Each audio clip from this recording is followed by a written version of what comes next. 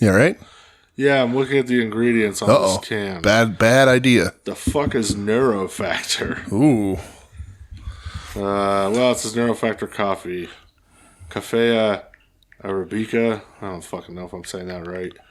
Neurofactor. But it's vegan friendly. Whole coffee fruit extract.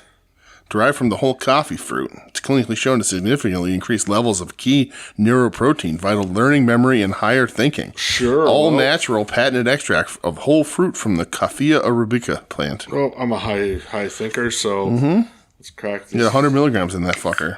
Yeah. It's a trademarked ingredient. Really? Yeah, apparently. Oh, yeah, there's a little TM. See? There you go. Let me just fucking take a little sip here. Welcome to We Need Wrestling, a drink podcast.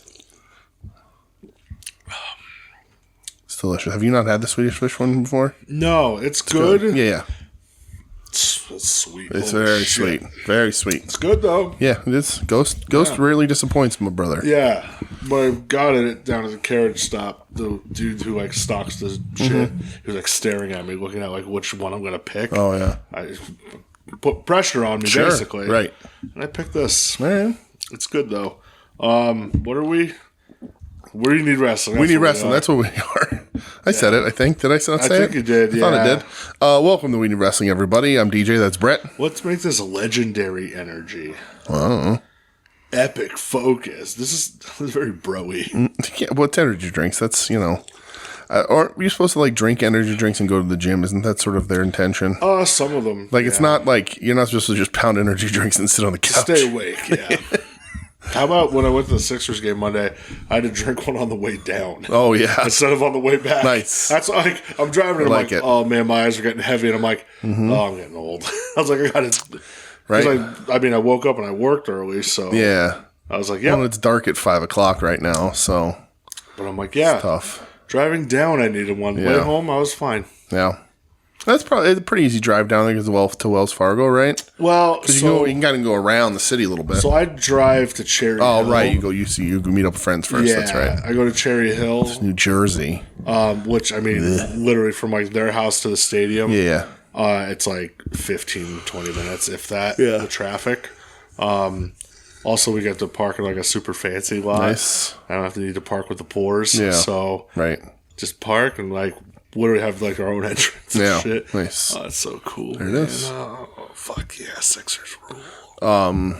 Oh, they're so cool. No cheesesteaks on this trip? No. No, I don't want to poop my pants. No. Coward. That's funny. So, because with the tickets too, you got a $30 food credit. Sure. With chicken and pizza all over that bitch. So, what I did last time was order chicken tenders. Because, like, you order it on the app, they bring it right to your seat. Yeah. So, order chicken tenders, 2 waters. Okay. And I tip a couple bucks. Yeah, sure. So, I was sitting at my friend's house before, and he's like, man, I'm really hungry. Like, I'm going to get 2 orders of chicken tenders and 2 waters. He's going to dip into his own money, you know? I said, dude, I don't want to do that because I don't want it to be the third quarter and like have to get up and take a shit. There you go. Like, I'm going to feel real bad. He's like, well, we have our own bathrooms. I go, I get that. Yeah. I just don't want to do that. Like, right. It's, So he did. He went double tender. About third quarter, he leans over to me. He goes, I think I got shit. Right. You never go double tender. I go, that's what I tried to tell you, man. You never go double tender. Dude, and like it was like 10 chicken tenders. Right. Like, that's so many. That's a lot of chicken tenders. Like, dude, I had 5. That was like the big flat ones too, right? Yeah. Probably. Like, yeah. They're the Chicken Pete ones. Like, I had 5 of them, a hot dog, and just my water, And I tipped like $3 or something. I had $3 left over, so I tipped it. Yeah. This motherfucker downs 10 tendies. That's crazy. It's a lot of tendies. Like, he even said to me, he's like, "Oh man, you were right." Yeah. I was like, "Dude, trust me, I know this shit. I know my body. I know when I'm going out, like it's a road trip. I don't like try to eat much. Yeah. Like, and if I do, like it's before the trip back. Yeah. Because you gotta be careful. Don't want to do it. Like the way down, all I had was a protein bar. Right. Well, and if you're on for grease, if you're on the road from Philly home, like you got 2 options unless you're wandering. Yeah, that's it. So you got 2 options, and the first one don't come up for a little while. For a while, yeah. So you're pinching, you're squeezing cheeks, dude. I didn't stop on the way down or the way back. You're a manimal. I was like cruising. Look at you go. He's feeling good. Yeah. Feeling good. I mean, you watch LeBron James get fucking the worst game of his career. So fucking good. You know, was that your first time seeing LeBron too? Yeah, I never saw him. Yeah. And you got to see him get like the worst game of his career. That's pretty awesome. So when I went to the Celtics game a couple weeks ago, my boy who gets the tickets, he like leaned over and he's like, "You want to go see LeBron?" I was like, "Yeah." I was like, I never, because he never saw him before either. And he's like, I don't really, there's not many more chances. So let's go see LeBron. Because they would play there once a year. Right. So that was cool. Yeah. When's little Bronny going to get in the league? Possibly next year. Yeah. So he's going to play till at least then, huh? Yeah. And then he'll hang it up. Yeah. He's playing really good ball. He's always played really good ball. But goddamn, he looked real bad that night. Good. He looked so uninterested. Can't handle Philly. It's just what it is. It's so much. Just what it is. It makes me so happy. Yeah. Okay, other than my basketball adventures, I don't know, what's up. What's up, man? What's going on? You know what I have to say to LeBron James, Brett? Go fuck yourself. Oh, look at that. Is that ours now? Are we taking that? Huh? Are we having Copeland? Is Cope ours? By the way, I almost forgot. Go fuck yourself. Oh, that's fancy. So that's all. Yeah, there it is. That's ours now. It's ours. Yeah. We got that one. Yeah, That's right. Yeah, That's right. We'll take Cope, dog. That's right. We got Cope. He's on our side. The big Copester. Especially because fucking we got pitted right away. Because Copeland's on Sting's side, and right away in the gender neutral Monarch tournament, it's Christian versus Sting. AKA, what's the other name for that tournament? the Adam's fuck around playground. Yes, thank you. Yeah. Yeah. Well, listen over at Odds, learn how we got hosed. Yeah, hosed. That's fine. Hey, yep. He hosed us last year too with Max as our pick. Hey, you know what? That's what Adam does. Right. If the tournament mattered for anything, I'd care. Thanks, Adam. But thanks, Vansky. Yeah. That's all right. He got his. Right. Go fuck yourself. He got his. Yeah. Both Tay. Oh yeah. And Alexa Bliss giving birth on the same day. That's right. That man is in shambles. He's hurt. He is hurting. Welcome to WeNeedWrestling. Talk basketball. We talk drinks. We talked putting down the name of Adam Van. The Big Van Boski. Jesus Christ. Similar views, probably. Oh, no. God, no. Oh, no. None of that. How are you otherwise, pal, before we get into wrestling of the week? I'm good. Okay. I got nothing to complain about, man. Yeah. It's December tomorrow, It is December tomorrow. I like this season, so okay. Nice and cozy. It's almost Christmas. I'm a cozy man. After Thanksgiving, almost Christmas. I think I'm going cozy this winter. What does that mean? You're just going sweatpants? Okay, all right. I'll wear regular pants if I need to, but sure. I just want to be comfortable. Right. Regular pants, bullshit. I'm not a fan. Bullshit, they are. Oh, that's a cat. That scared me. Sure is. Hello, Ripley. You scary little thing, you. Yeah. Yeah, before we get into anything, shout out Joe and Adam. Last week, I hope everybody enjoyed the holiday special. Yes. The We Need at Odds family gathering. Yes. I hope everybody enjoyed it. I hope you had a good time. We had a great time recording it. So, yes. Even though my computer's a piece of shit. Well, you did all right. Nobody knows that. Nobody knows the pain that we suffered through. I need to get a new one. Before the...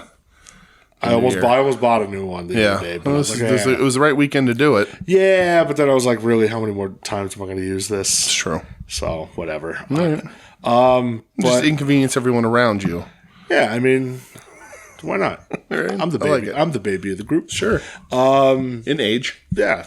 Well, that's about it. Yeah, I mean, how are you? What's up? What's going on? I'm good, buddy. Nothing. How we living? We living? We breathing? Living. We dying? Well, I mean, Did everybody you ride 7 is. seconds on a Fu Manchu? Yes. Did you go skydiving, Rocky Mountain climbing? I mean, everyone's dying technically, but I'm all right. Thanks for that feel-good moment, Yep. DJ. Yep. If I didn't need another feel-good moment today. 2023's killed almost all my heroes. I'm just holding on to Iggy Pop with all I can.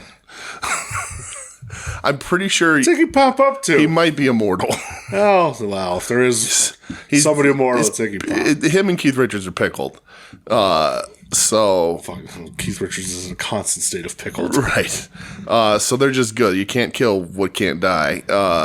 But yeah, no, I'm all right. Whatever, man. Good, man. It's quiet, I guess. It's post Thanksgiving, pre-Christmas, end of the year. Yeah, it's a weird time of year. Yeah.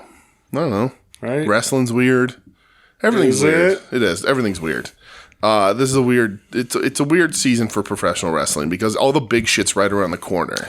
Yeah, everything's in anticipation right now. Yeah. Mm-hmm. I agree with that. Yeah. Which will reflect our Japanese talk later. Sure. Because everything is not a holding pattern necessarily, but like everybody is just sort of, everybody's already talking about Mania. Nobody's talking about Rumble, and the Rumble comes first. Yeah. So, Wrestle Kingdom, Noah's big show. Rumble adjacent. I saw Yes. like somebody, I think WWE was like, oh, Cody Rhodes declares for the Royal Rumble. Okay. I was like, remember when they used to have like Royal Rumble qualifiers on TV? Yeah. I wouldn't just like want to make that your television for the next month or so. Because the WWE hates wrestling. Like, man, I used to like that. Like that, Yeah. King of the Ring qualifiers, Yes. It's always fun. So put some stakes on it. Right.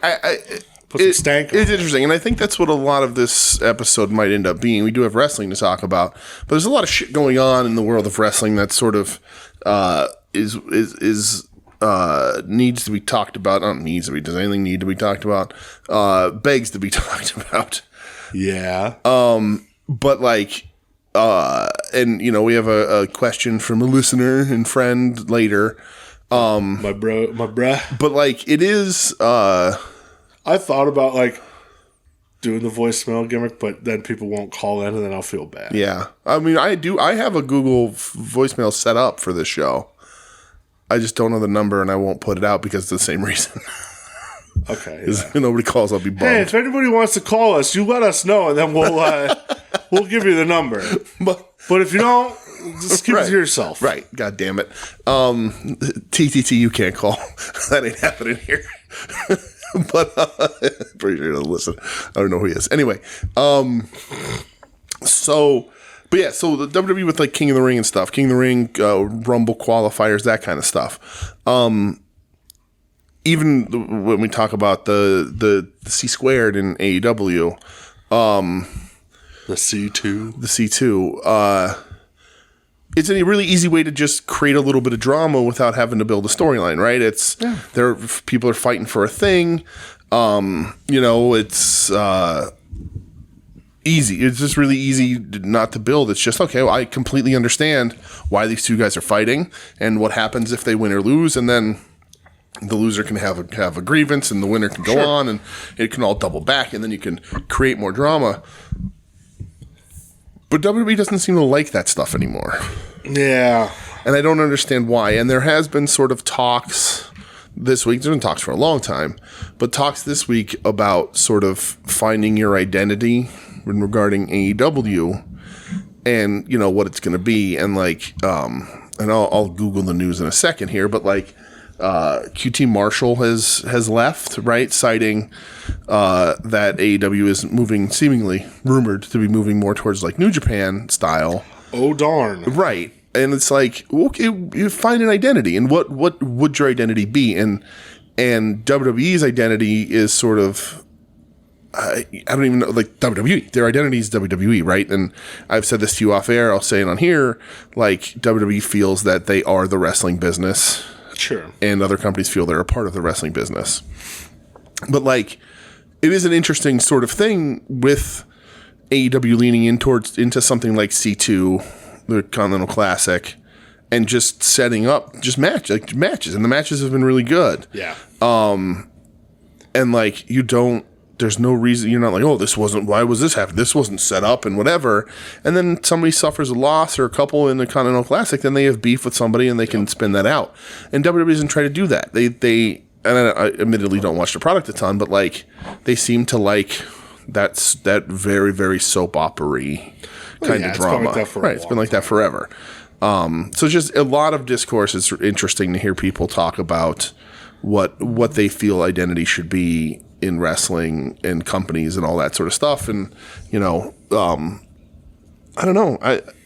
It's an interesting conversation that I don't know that anybody has the answer to. But I would certainly watch more WWE if they were more sort of just random in-ring based but for a purpose. Sure. I miss the old King of the Ring. It was great. I miss when Survivor Series was all Survivor Series matches. Like all that kind of stuff I think matters. And we've talked about that though with Survivor Series, and maybe we'll wait till whatever. That's good. Yeah, right. But we'll wait. Yeah, we'll wait. All right. All right. Well, let me do the news other than the obvious. Yeah, let me Google the news here. Pro wrestling news. Let's see. Impact Wrestling apparently made Will Ospreay a 7-figure level contract offer. I heard that. What does 7-figure level mean? Couldn't you just say 7 figures? Saying 7-figure level makes me think that you didn't offer him 7 figures. I know I don't know. Really, it's 6 figures and a new car. Yeah. This is off topic. Who returned to what? This is off topic. Oh, yes. DK Metcalf just caught another touchdown. Oh, my God. All right, go on. Eat that, 2 legs. Dude, about time that fucking dude showed up, huh? Yeah. Let's fucking go. Gino's catching up, though, in the numbers, so I'm not... I'm holding steady, but that's what I like that. You'll be all right. I'm all right. You'll be all right. Hold on. Let's see. Coincidentally, everything is about... Wait, what is this? From 411 Mania, Drake Maverick files trademark for... Do you want to guess what Drake Maverick filed the trademark for? Drake Maverick. Who was Drake Maverick? Drake Maverick, Spud. Oh, was he the pissed pants guy? He pissed his pants. Did he? Yeah, remember that one time when he pissed his pants for real? No. Like, yeah, because when he was... Remember when he was, like, managing the Authors of Pain? Yeah. And I think there was a match where he, like, legit pissed his pants to sell. Oh. Like, how scared he was. Oh, okay. Old pee-pants. So he was former talent, current writer-producer. Apparently he's been a writer-producer since he was let go in 2021. For WWE? For WWE. Interesting. Or early last year, whatever. 2022. He trademarked a phrase for the term for goods and services with the United States Patent and Trademark Office. Any guess as to what it could possibly be? Honestly, no. Drake Maverick files trademark for the baby Jesus of pro wrestling. I don't know what that means. I don't know what that's supposed to mean. The baby Jesus. The baby Jesus of professional wrestling. But see, that would then assume that there is a toddler Jesus of pro wrestling, preteen Jesus of pro wrestling. Teenage Jesus of pro wrestling. Not everybody needs a fucking job in wrestling. Adult Jesus of professional wrestling. God. The baby Jesus of pro wrestling. Cool. There's only one big baby Jesus I love, and that's Old Dirty Bastard. That's right. Okay, I gotta go to the second page to get out of who's stuff here. Here's a good one. Not a good one. Not a happy story. But a tiny little bit of justice served, I guess. Tammy Sitch. Tamara, yep. Tamara Sitch, New Jersey native, sentenced for killing a man in a DUI. Yep. 17 years in prison, not the maximum 26 they were fighting for. I read this article today. Apparently, she gave some impassioned plea about how she used to do Make-A-Wishes, and she made such an impact, and Chris Candido's death had messed her up so much, and, and all this sort of really stuff. Give a fuck about him when he was alive. Yeah. Fuck. So she definitely got more chances than she fucking deserves. Her blood alcohol level was 0.280.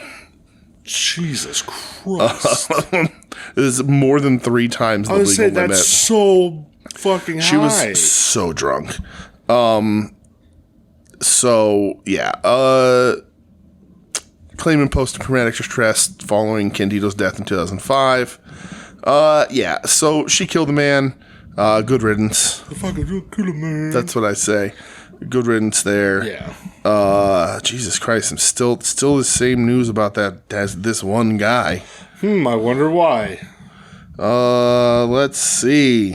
Oh my God, I'm on page 3 before I can shake this one piece of news. 3 pages, that's your max. It is. Paul London set to open pro wrestling school. Oh, okay. Let's see. That's how grim and bare we are for news, huh? Will Ospreay, what I did in 2023, I'm going to up it in 2024. That's going to be very fucking hard. Once again, every single thing is about a certain individual. Of course it is. Which I think is going to end up being a big section of this show. So, doop. Yes. That's the end of the news. All right. So we're going to talk about it. Let's get into We're going to get into Let's get into pro wrestling that we watched. Okay. We're not going to talk. Well, I guess we'll talk about it when it happens. Yeah. All right. Because that makes sense. All right. The big crazy return. The big redo. This week, obviously, to the world of pro wrestling. Ronda Rousey and Ring of Honor teamed up with Marina Shafir. Was that this week? It aired this week to go against Athena and Billy Starks. Did you see why that happened? Like, why? Yeah. Because she's friends with Marina Shafir, I'm sure. Well, so where it was Prestige or whatever, where they had their indie match, they were requesting Athena and Billy, and TK was like, I don't know so much. And they sort of leveraged like, well, if you do this, and he was like, okay, but they have to win or whatever or something. So then they leveraged that against having Ronda come and do a one-off in Ring of Honor and get her win back. That was sort of the agreement. Yeah. That's why there was 2 appearances. Regardless of what the fuck you think about Ronda Rousey as the person, which I feel like that's like a lot of talk about people this week. Right. I mean, she sucks. Yeah, no doubt. Yeah. No doubt. Sucks as a person. No doubt. Yeah. Sucks as a person. Sucks as a wrestler. I'll tell you what, man. This match was real good. Was it? Awesome. Yeah? Okay. Ronda was real good. Yeah, was she just doing judo shit? Yep. Yeah, that's all she ever needed to do. She was real good. Yeah. It was like, yeah. All right. This is pretty fucking good. Yeah. It was a one-off on Ring of Honor. And I was curious. So I think it was last Friday night I watched it. And, I was curious. It was good. I'm not a Marina Shafir guy at all. She still throws her socks in the crowd. And That's fucking super weird. Do you think people eBay those socks? I don't know. Text Adam. Adam's taking a lot of shit. No, he would know. He would know. That's what I mean. He would just know. Freak. Marina Shafir socks. You're going on a list Googling this. How'd she spell her name? Marina Shafir. Marina, right? Yeah. Nope. I could buy other socks. I can buy an autographed picture. All right. But it does not look like anyone, at least immediately, is selling any ring audience throne Marina Shafir socks. Good. But yeah, I was curious. What's Jessamine Duke up to? Sorry. Hopefully nothing. Okay. Wasn't I was gonna say the fourth one. That's Shayna Baszler. Mm-hmm. My favorite out of all of them. But yeah, I don't know. I wanted to give it a watch. So I like Athena, and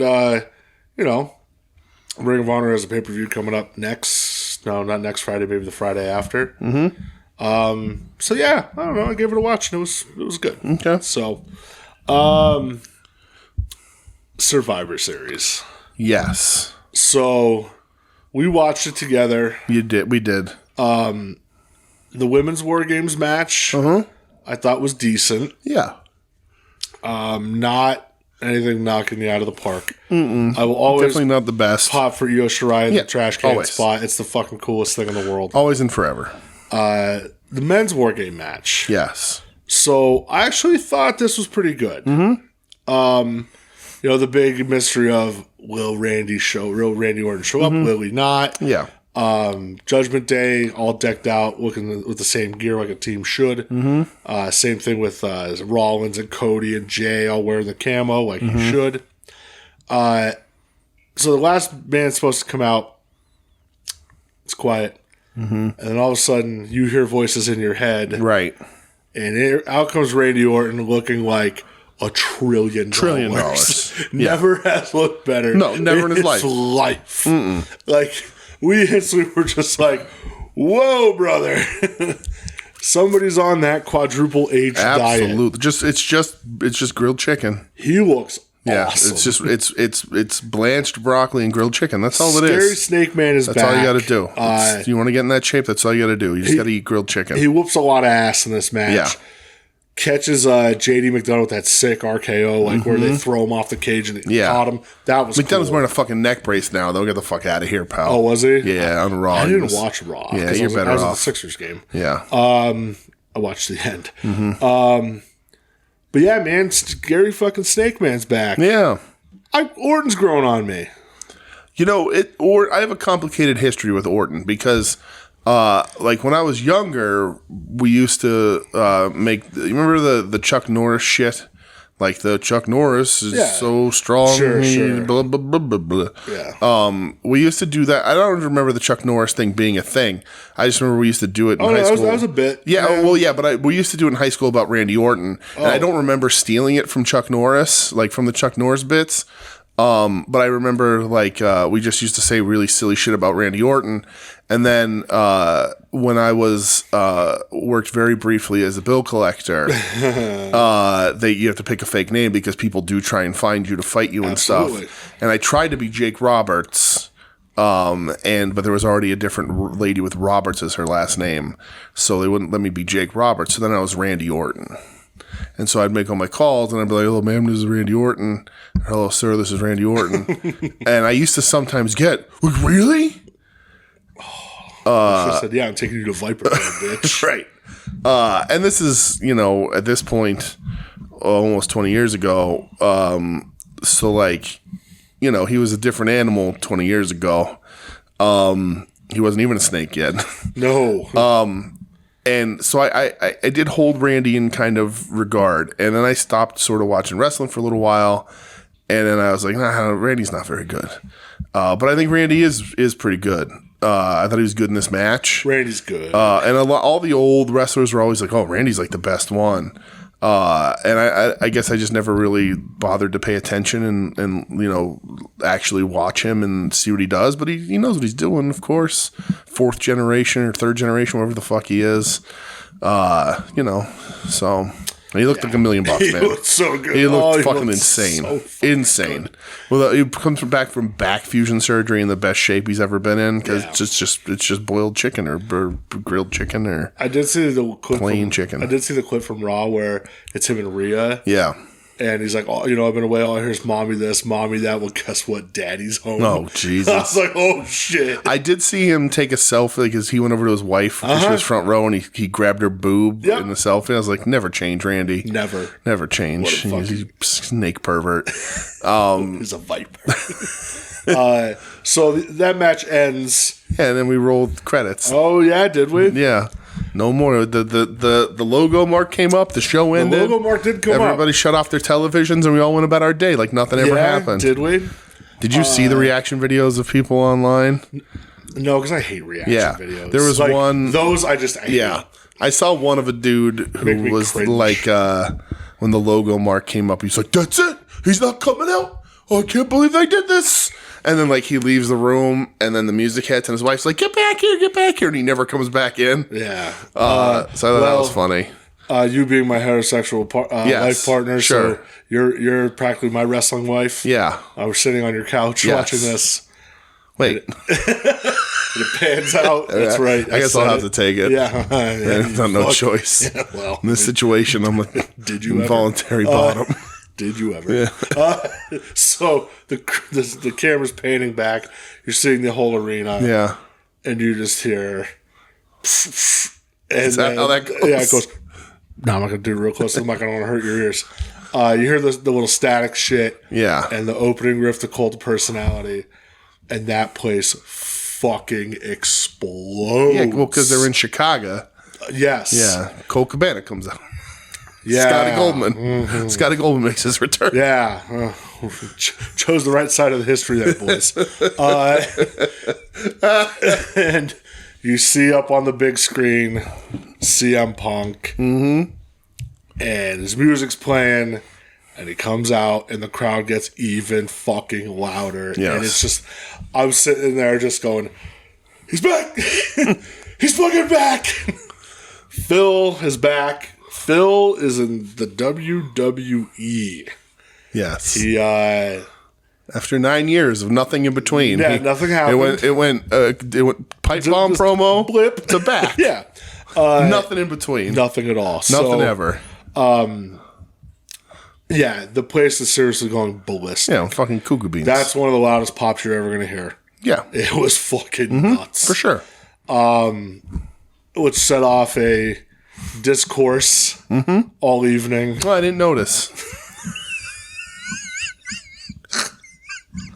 So, here's what I'm going to say. And people were talking about it? Yeah. Huh. About CM Punk. Phillip Brooks. Straight edge guy? Straight edge guy. From Chicago. From Chicago. That Phil Brooks. Phillip Jack Brooks. I swear I would have heard of this. Yeah. Huh. Sure. He's back where? World Wrestling Entertainment. And people were excited to see him. And people were excited to see him.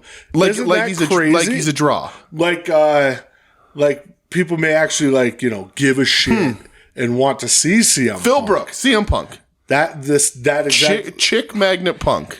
yes, Charles Montgomery. Montgomery.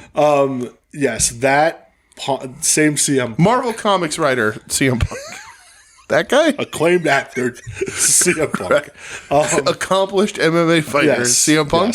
Yes. That same one, sir. All right. I swear I should have heard about this. Lover of muffins, drinker of seltzers. Right. CM Punk. Yes. So CM Punk is back. I do have muffins and I am drinking a Spindrift. Should we take this to a place we don't want to go? I mean, we can. Let's get in the mood, brother. We don't want to go there. So CM Punk officially back in WWE. Yeah. There was the big Willy Woney. Ever since he got fired from AEW. Yes. With cause. People immediately went, 90 days? Mm-hmm. Huh, Survivor Series in Chicago. Huh. I wonder if he's going to show up. Right. Well, he showed the fuck up. What a coinky dink. Is there any inside job conspiracy theories about this? No. Like how the one about Vince Russo. Tony Khan said CM Punk to ruin the WWE. No, I think like vice versa because the timing happened to work out perfectly for like Chicago Survivor Series. Do you think because everybody's Vince sent Vince Russo to WCW to collapse them from the inside, pal? There's no Phil. Nobody in the Felicia's spinning any conspiracy theories about Hunter telling him to get in there and then we'll get you quick. Get fired on this day so we can have your first Survivor Series. No, as a card-carrying member of the Felicia. Yeah. No. You're telling me they're all reasonable thinkers? There's been no discourse about that. All right.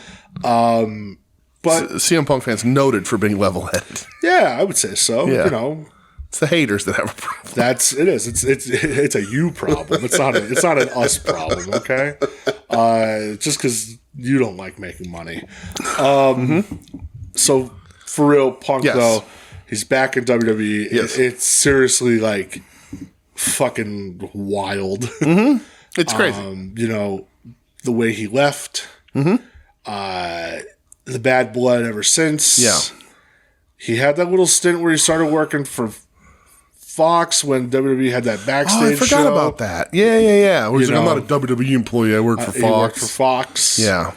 Then that show... Dude can't hold a job. Well, that show ended up getting canned because of COVID. Oh, okay. And then...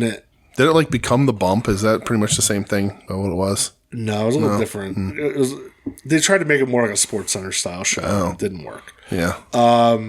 Yeah, who would want to listen to that? Yeah, right. Jesus Christ. So, obviously the AEW shit, we don't need to rehash any of that. I think everybody knows what happened. We all know how that Wait, what happened? What do you mean? What's an AEW? I don't understand.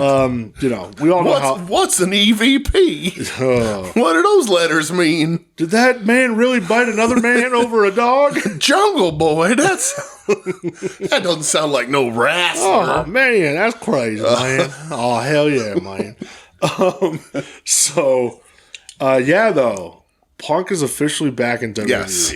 Yeah. So it's crazy, right? And people were expecting it. You sort of hinted at me like a week ago or so about watching Survivor Series, and I don't watch the product. And we were last week. We did they switched the card around on us and made us guess the card on at odds. And I knew a match and a couple other people. You did good. Thank you. But then I was like, yeah, if Phil's going to come back, it's going to be here. Yeah. And I was like, right, Brett can come up, we'll watch and whatever, and we'll see what happens. You know what would have happened if I watched this at my house? I don't know, you would have ran naked through the streets of Wilkes-Barre, Pennsylvania? Other than that, I would have drove to your house and just banged on your door and just screamed about CM Punk. He's back, you son of a bitch, He's I told fucking you. back. You piece of shit. Yeah, and I would have just yelled, "Rise, Felicia, rise." And then the guy across the street would mishear you and he'd come over with his He guns. really would, yeah. Yeah. Just wearing a CM Punk shirt. Yeah. As a loincloth. Yeah. Well, that's a sight. But yeah, man, he's back. Right. So a lot of speculation, a lot of discourse, a lot of talking, a lot of this and that. And I feel it's our responsibility to add our bullshit to that. So that's what we're going to do. Because I think there's a lot to talk about with Phil. When I was talking to Tim and Marcus today, Marcus said, "Oh yeah, that's right. You guys haven't recorded since that happened." I said, "Sure haven't." So for people who haven't listened, if we managed to gain some listeners from last week's Thanksgiving extravaganza, welcome. If not, if you're just wondering about our stances on particular people, if you haven't figured it out already, Brett loves CM Punk. It's my dude. And I do not. I have a complicated relationship with CM Punk, which I'm going to hope to express and explain here when we talk about all of the CM Punk nonsense. So he's back in a place that we never thought he was going to be. No. Like, back in when he came to AEW, we were like, wow, back in wrestling is a crazy thing. Just being back in wrestling was crazy enough. Yep. But back in WWE is a completely different level. It's a completely different animal. Because, like, I've seen people burn bridges. Sure. This man burned a bridge, built another one, burned that one down. All while flipping you off and laughing. And just peeing wildly. Just pants down, just fire hosing that dick all over the place, right? Just getting pissed. Fire hosing that dick. Just getting piss everywhere. Doug, write that down.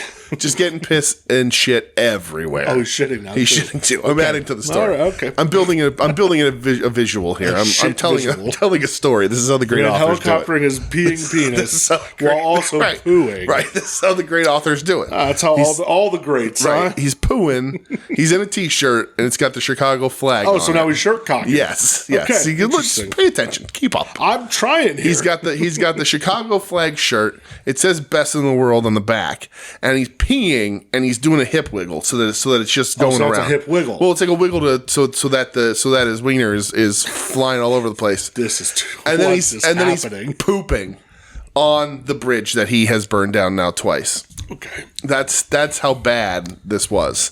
There were lawsuits, there were podcasts, there were more lawsuits, there was accusations. Yeah. My life was ruined by these people. Triple H is a piece of shit. All that stuff. Miz can suck a blood covered, money covered, blah blah blah blah blah. Lots of back and forth. And he's back, and everybody's happy about it, I guess. Coincidentally, his problem was never with Vince. No, it never was. It was always with Hunter, and apparently him and Hunter patched things up very quickly. So the report was last week they had a pretty good talk. Yes. Like they said it was like over an hour long. They just talked. Right. Smoothed everything out. Yeah. Here's what I'm going to say about Hunter before we continue. Sure. That motherfucker can mend a bridge. Yeah. I mean, he's the one who brought Bruno back. Warrior. He did the Warrior thing too? Wow. Because he's one of the boys. They trust him. Yeah, they never looked at Warrior. Vince as one of the boys. Now, Punk. Yeah. I'm missing somebody else too. I can't remember. Whatever. But like Vern Gagne. I said the better. But Greg. like, dude, son of a bee. Eric Watts. I don't know. Listen, don't you fucking disrespect Eric Watts. I'll not fucking sit here. I would disrespect Eric Watts. That's one half of Techno Team 2000, you piece of shit. That's right. All right. So, if there's anything like that dude has learned, I know like the phrase is best for business gets thrown around a lot. That was his like heel tag phrase, the tagline for a little while, wasn't it? when he was doing the authority shit. Yeah. You know, like I'm Him and Steph. It's best for business. Yeah. That guy must be convincing, man. Like, you got Bruno back, which that nobody ever thought. Yeah. Warrior, nobody ever thought. Yeah. You know, I know there was the 2K deal that kind of warmed Warrior up, but they actually get him to do WWE shit. Mm-hmm. And then now Punk's back. And CM Punk came back and cut a promo on Monday Night Raw and has not died. Yeah. So one up on Warrior. I mean, he's a better man than Ultimate Warrior, that's for sure. Yeah. Yeah. I mean, it's remarkable, right? Because it is business. It's business. And that's the very important through line here is it's business. And at this point, you know, there's new ownership. Right. There's new regime. He's got Dana White is involved, and Punk and him are on good terms. Yeah. Yeah. You know, believe in Triple H if you want, but he said like nobody at TKO knew about this. Yeah. He said they knew about it when his music hit. Yeah. I saw it was Nick Khan's call, they said to. Yeah, they said the people that knew who brokered it were Triple H and Nick Khan. Yeah. Nobody else. Right. And then they said that the Nick people... Khan, the best Khan in professional wrestling. They said the people in the match knew. Right. That's it, though. Okay. Even Seth knew? Seth knew. Okay. If you, for a fucking second, believe that was legitimate, you're an idiot. As somebody once told me, in wrestling, if a camera's on or a microphone's on, it's a work. Right. You know? True. Very rarely is it a shoot. But yeah, Punk comes out, again, roars ovation. Rollins is down at the end of by the ring, saying, fuck you, I'm going to knock you the fuck out. Right. Being held back by Michael Cole. Well, Corey Graves, the next generation Phil. Yeah. Oh, yeah. He's the new Pepsi to Pepsi Phil. Flamed out real quick. Yeah. Yeah. So listen, as a CM Punk fan, I am very happy he's back in wrestling. Right. I am happy that I just think he makes shit more interesting. That's just the way I That's a way of putting it. He does. He makes it more interesting. And if nobody believes it, go look at the social number or whatever it was. And what? It was like 71 million. 48 hours, it was like 77 million views or some shit. Right. Like, from his comeback. The dude just fucking draws. Yeah. It's crazy. Right. I don't... It's weird. So, like... Because, like, we always say, like, listen, I'm a CM Punk fan. I love CM Punk. I'm the first one to admit he's a fucking asshole. You know? Well, it's very, like... I'm not going to say it's tongue-in-cheek because I do like CM Punk, for sure. But, like, I know. I'm not a delusional He's a messy bitch. You know that. You've said that. Of course he is. Right. And it's just, like, it is crazy, like, trying to figure out what draws people to this dude. Right. Like... He's just like Mussolini, Brett. Well... And Gandhi. Well, yes. But it really is like, what is it? I can't tell you. Well, no, like for real, like I've thought about it, and like I don't know. I like his wrestling. I like his promos. I like, the music, the presentation, everything. Like I like it. So and for people to like stick around all this time, like right. So as not a CM Punk fan, we've had this conversation a million times. We'll continue to have this conversation. We had it in AEW a whole bunch, right? I couldn't be happier for you that your guy is back. Absolutely. Thank you. Right. Thank you. And we had him in AEW and that went messy. It did. I think WWE's going to keep him on a much shorter leash. I think there's a lot of talks, but I think reasonably so. I think everybody has this to a degree because the company is run, even when Vince was running it, it was a publicly traded company, and that comes with rules and regulations, right? Of course it does. And now that it's a department of a much larger corporation, I think it comes with even tighter rules and regulations, particularly with a guy who has a bunch of issues, right? It's, Robert Downey Jr. used to have a real hard time making a movie because they couldn't fucking insure him. Yeah. Right? So, like, I think there's going to be a tighter leash on him. I don't know that you're going to get the drama of CM Punk the backstage behind the scenes stuff that people really like, right? People really like to latch onto that, I think both maybe, good and bad. Maybe that's part of it. Right? Why They people like care his so much. messiness, you know. It can, CM Punk had good matches in AEW. Absolutely. I think, is he going to have great matches in WWE? I think he's smart enough to do what he needs to do and not push himself any farther. Listen, he's a fragile guy, right? He's getting up there. He's gone through some injuries, Sure. and I don't know that he can afford that. And also, what is essentially his last run, right? I mean, that's another thing too. This is it. So at the end of so did you watch the Monday Night Raw promo? I did. We're gonna hop around a little bit. Yeah, I did. What did you think of that promo? I think people are overreacting. Okay. I think people are overreacting both ways. Yeah. I think people are overreacting saying, oh man, Phil, he's still smooth. Like, he got it, I don't think it was like a great promo. Yeah. But I don't think it was supposed to be. Yeah. I think it was flat, but I think people were expecting the pipe bomb. And you're not going to get the pipe bomb. And I think people are also overreacting, just like, what a wet fart. He already fucking sucks. This is fucking terrible. Why did you even bring him back? Yeah. It was one promo. Right. One. Right. And, and it is, I think it was an important promo, and it echoed his AEW promo. But you also have to understand, like, he's in a different machine than he was in 9 years ago. Yeah. So, like, they're telling him what to say there. Sure. And they're probably giving him a little bit of rope because he knows what he can do. Yeah. But, like, they said, here's what you got to say, here's what you're doing, right? Here's the bullet points, right. of course. And so I do feel for a CM Punk promo, it was a little flat. But, like, doesn't, shit happens, whatever. Right? Promo.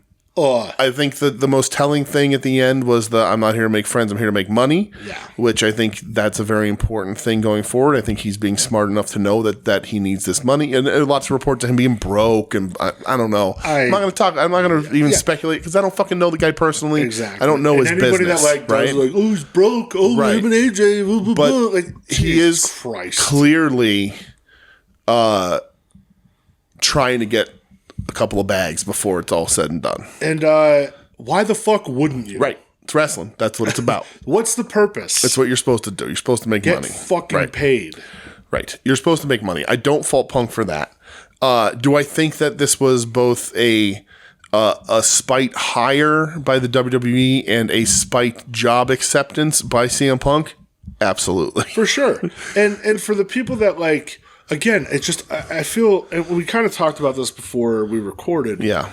Everybody, like, online wants their take to be the right one. Right. And for the one to blow up. And people, like, and they go so strong. This is going to be the podcast right here. Yeah, this is the one. it. This is the one. Yeah. They just go so strong either way. Right.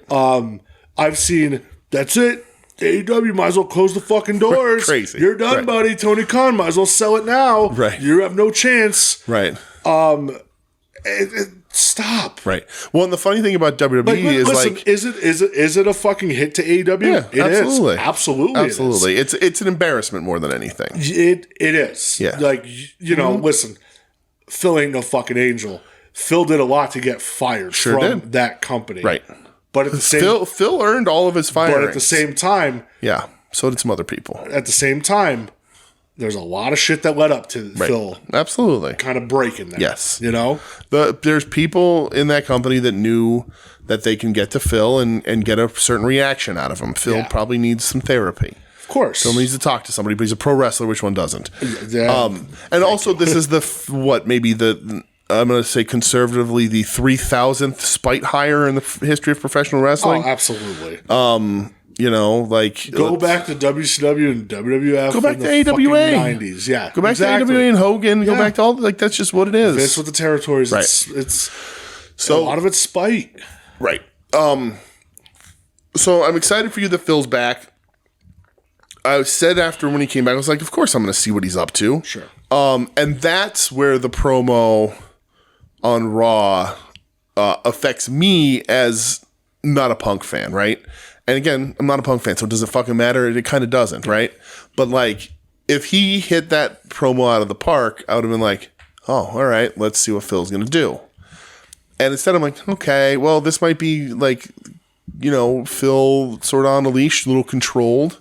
Okay. I don't watch the product anyway, but the nice thing about WWE is everything gets fucking gifted and clipped out for social media. So I don't have to actually watch the shows because a lot of people watch the whole show and are like, what is this trash? I can't do that. It was from what I watched, it was a bad fucking show. Yeah. I didn't watch all of it, but it was a bad show. And we both have very strong opinions. We talked about this on the show before about AEW and Phil's exit from AEW, right? And I had said in the Discord, to no response that I remember anyway, that if I was Tony Khan, that I would fire the Young Bucks and Jungle Boy, right? Is that true? Yes. But there's also a reason why I'm not Tony Khan. Yeah. Right? There's a reason why I'm not a wrestling promoter. There's a reason why I'm not in the wrestling business. There's the reason why I'm just an idiot behind a microphone at my kitchen table. But there will always be in my mind a direct line from Brawl Out to Phil being back in WWE. Absolutely. Right? And me saying that I would fire the Young Bucks to, again, no response that I recall, is based on the fact that I don't like the Young Bucks at all. Absolutely. Right? Let me make sure I say this right because I messed this up when I was talking to you. It took me 5 minutes to recover. Given a choice between joining the Felicia or being the Elite, I'm joining the Felicia 100 times out of 100. It's just what it is. Right. So when I say I'd fire the Young Bucks, I mean it sort of as hyperbole and tongue-in-cheek. But I think they're responsible for AEW taking what is perceivably their biggest hit in their company history, right? Jade Cargill getting stolen is a thing we can talk about, but they're not fucking using her, so whatever. WWE's not even fucking using her right now. And I'm sure there's going to be more. This is going to lead to more hits. Yeah, but Cody was the first one. Cody was a huge one, right? But like the interesting thing here's the thing about Cody that's different. And Cody fits better in the WWE system than the AEW system, right? Yeah. Cody Rhodes knew he was done when that kid threw that fucking weight belt back. Yeah, that was it. Game over. It was over, right? Yep. Might as well have Vince on the phone that day. Punk was still beloved. Yeah. Right? And he was the top of that card, and he was going to be, like, they got him back. Like, they are the company that brought Phil back, right? And it all crumbled. But it crumbled in the beginning because of him and the Young Bucks, right? And the Young Bucks were suspended for a very long time, and Punk was out hurt, and all that sort of stuff happened, right? And, my opinion is influenced because I really, really, really, really, really, really don't like the Young Bucks. Yeah. I think they're sniveling little assholes. Yep. And I think they have the reputation of doing, they're not fucking squeaky clean nice guys either. No, like they're petty little pieces of shit. Yep. And we even participated once when they were at Chikara after the Booker T bullshit and they shook everybody's hand, right? Yeah. And it was funny. They're petty little shitheads though. Yeah. Right. So Brawl Out happens. We all know about it. And everybody goes about their ways, right? And you can also mark that point as what I perceive as the Young Bucks stopping giving a shit about AEW and trying to do anything in their power to make it better. Because now they're EVPs, but they're just walking through shit. They're on vacation week after week, whatever. The Jungle Boy incident is an interesting thing, and a lot of people vary on this, right? And this all leads into WWE, right? If I was Tony Khan, and I mean this one did no hyperbole. I'm completely indifferent on Jungle Jack Perry. I don't think he has it. No, me neither. I don't think he's a star. I think he could have been a perfectly fine tag team wrestler if that's all he wanted to be. But you can. If I was Tony Khan, 100% no bullshit. I would never allow him back on my television. No, I don't see a need. Right? Where are you going to go? And we talked about this with the Bucks. I was like, let's see if the WWE wants you now. You were teasing that. Oh, well, all of us or none of us, and we're listening to WWE's offers. You think they're going to fucking call you now? But with Jack, for real, Jungle Boy, I would not put him back on my TV ever. No. I would do the nice thing and let his contract run out at home, and then I would say, see you later. Yep, go see who wants you. See what's going to happen, right? I think he's expendable because I don't think he's that good. But two, in my mind, the Young Bucks were smart enough to not get their hands dirty that second time around. Of course, yeah. Right? And it's speculation on my part. I don't know. If you want to go against my opinion or say I'm wrong or name call, that's fine. I don't know who would do that kind of thing, but it is what it is. Oh boy. So, but I would not let Jungle Boy back on my TV because he pushed Punk over the edge that day. And does it suck that Punk was in a state of mind where he had to handle him with kid gloves at that point? Yes. Yeah, absolutely. Right? He had caused a lot of issues. Other people had caused issues. Takes 2 to tango. Takes 3, 4 to tango. Whatever. Sure right? does. But he's also, top draw in your company at that point. Yeah, who's the top merch seller Right. for AEW? Absolutely him. It's just what it is, right? Mm-hmm. You get all the press, all that sort of stuff. And the fact that a mid-carder pushed him to an edge. And, could Punk handle stuff better? Absolutely. Sure. Right? But there's also the argument to be made that he shouldn't have been pushed to that edge. And I think that, in my opinion, in my brain, in my head canon, whatever it is, it's always going to be that Jungle Boy is just the Young Bucks with the serial number filed off. Mm-hmm. And he was sent there. He was told, needle him, because the Young Bucks afterwards were like, well, if he just would behave for 6 months, we would have worked with him. Well, then, and just by coincidence, he didn't last 3 or whatever, right? Yeah.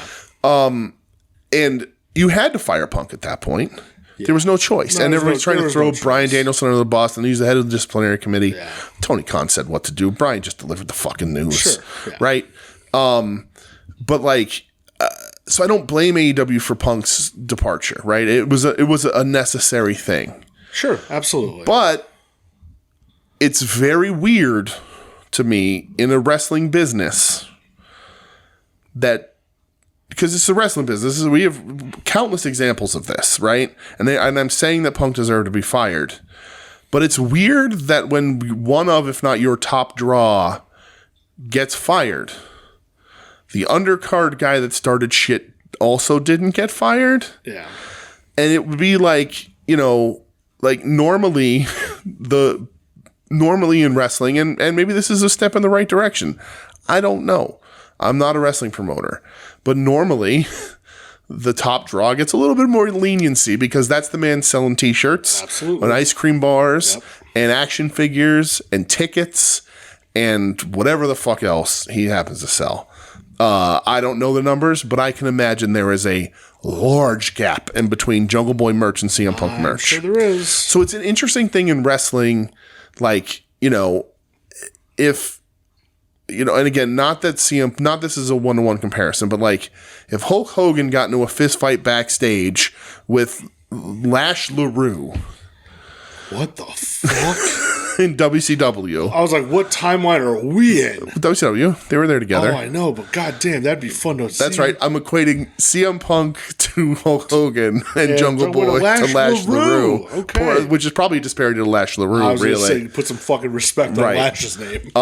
If Hulk Hogan got into a fist fight with Lodi, if Lodi wanted to do a glass match, and Hogan was like, maybe you don't, brother, and Lodi did it anyway, and then said, Cry Me a River, and they had a pushy shovey backstage, Hulk Hogan ain't getting fired, brother. Nope. Right? There's no with cause there. Nope. But Lash LaRue's getting his fucking pink slip in the mail from Eric Bischoff. Yep. Here's your FedEx overnight. So it's a weird situation. And maybe it's the right one, right? Maybe we shouldn't be allowing megalomaniacs to just have complete control over a wrestling locker room and do whatever they want. But if I'm Tony Khan, Jungle Boy never sees my television ever again. Nope. Never, ever, ever, ever, ever, ever, ever again. And when he does eventually come back, because I'm pretty sure he's going to, I'm going to be really disappointed in AEW and Tony Khan. Yeah, I agree. And that's someone who's not a CM Punk fan. Yeah. Right? The other side of that coin, for me, is that CM Punk back in WWE, which is great. Make your fucking money, pal. Right? You're back in wrestling. You got the itch again. But you said a lot of shit. Sure Punk talks a lot of shit. Both in wrestling and outside of it, and on his social media and interviews and all this sort of stuff, right? And AWTV, he says to MJF, good luck jumping and main eventing the second night or fourth night of a buy one get one free fucking WrestleMania bullshit, whatever, right? And we all know that one of the reasons why Punk left because he didn't get to main event of WrestleMania. That's one of them, yep. And I guarantee you that in his new deal, he's going to be main eventing WrestleMania. I already said, I go night 1, Yeah. he wins one of the titles. Right. Night 2, Cody wins the other title. Right. Monday Night Raw. One of them comes out and cuts a promo. The other comes out. They cross each other on the ramp, both with the belts. Prodigal Son's return. Shake hands. Yep, absolutely. There you go. They've already set up Sethy with all that shit. Unless Austin wants to do it, then that's going to happen. You know, maybe Punk could wrestle him on night 2. Right. That'd be Full double hilarious. duty. Put the belt on the line against Austin. There you go. I ain't losing, kid. Austin just goes into business with himself. Right. I got another run in me. That'd be interesting. That would fucking rock. Who do you think? You think is Steve Austin a equal to or better fighter than Mickey Gall? Do you think he'd be able to take Phil? If it came down, this is a complete sidebar. If it came down to actual in business for themselves, I mean, Phil does know some chokes and shit. right? I don't know if Phil's got some training. Austin's neck is probably hanging on by a thread. That's true. So, He's got him by a lot of weight. Yeah. But yeah, all right. No, I guess that's true. But anyway, so Phil's talked a lot of shit, right? We said the Saudi thing, all the stuff with the doctor, blaming all of his mental health on all of that, and it's probably mostly legitimate, whatever it is, right? Again, I don't know the guy, so I can't judge that too much, right? But WWE just announced another Saudi show in like January or February, so they're running there multiple times a year. Yep. It's gonna be really interesting to see if Phil's on that show. Yeah, it is. It is. And here's what I kind of said to you earlier.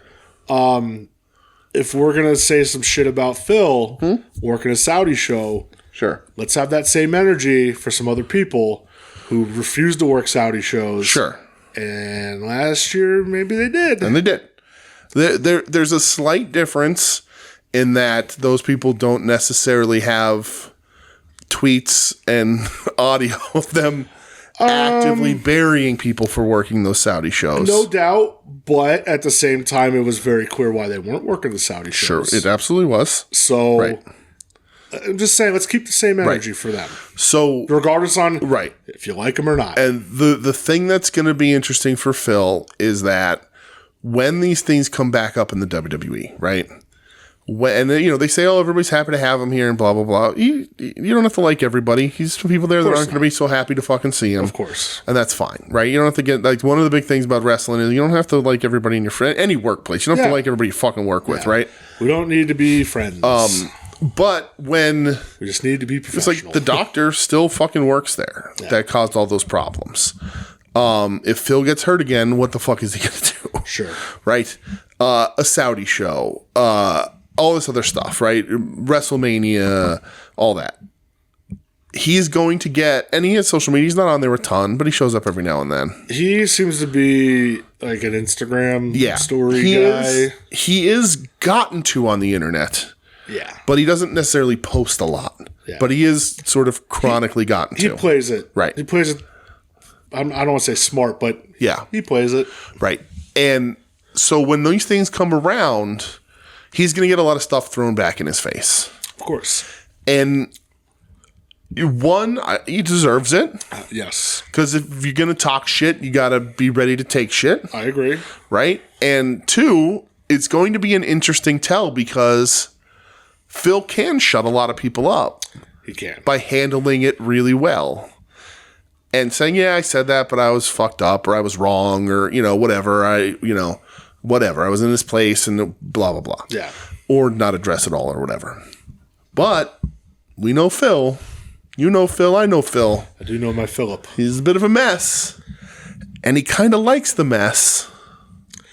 And that's why I'm curious with this new deal. How much of a mess there's actually going to be. Right. Because if the mess gets out of control, he doesn't have a defense anymore. No, if it gets out of control, he just says, all right, I'm going to go home. Right. He goes home again. And I don't anticipate it. I know, of course. I don't think so. I think he's going to be on his best fucking behavior. Everybody's like, oh, I can't wait. When's it going to happen? 3 months, 6 months, blah, blah, blah, blah, blah. Like, trust me, I feel fucking browbeaten by this week. Like, I see some, I just see some people say some shit, and I was just like, what's the point? Yeah. Like really? Yeah. You're being super petty at this point. Right. And it doesn't even have to be about Phil. You could be saying this about anybody. Sure. And I'd be like, all right, man, that's a little fucking weird. Yeah. I just don't anticipate it. I think he's going to be on his best behavior. I think he knows, and like we said this before, I think he knows this is his last run and his last shot. Yeah. I don't think Impact is ever like an actual opportunity there. Well, there was the talks that they Right. were offering, that they were going to offer him a deal. Right. And he's got some friends there. He could. But he's an old man. He's a fragile man. And I think he's going to be on his best behavior because I think he expected AEW to be different. Yeah. And AEW was different if you were in with a certain crowd. It was different until it wasn't. Right. And then it ended up not being that different. And I think that sort of shook him. And, again, he made his bed. He said some things and, of course, whatever, right? Was he a little too sensitive about some things? Did he maybe ridiculously think that Hangman Page was going to shoot at him in that promo for real? That's fucking ridiculous. It's ridiculous. Yeah, it's ridiculous. But I think, at least on WWE, I hope he knows what to expect and knows where he is and what he's walking into. So I think he'll be on his best behavior. I don't know that you're going to get a ton of juicy Phil. I think you're just going to get Phil the wrestler. I think you're just going to get Phil the wrestler. The big test is when he gets his words and his tweets and whatever thrown back in his face. Just going to happen. It's already happening. It's going to happen extra fold. It'll be interesting to see how he reacts, and that will sort of dictate the Phil that we have from now on, right? Yeah. And more power to him, man. I'm never going to blame a wrestler for getting money.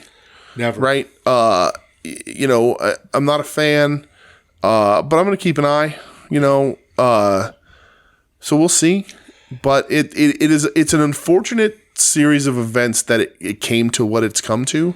It could have been avoided. It could have been avoided. It should have been avoided.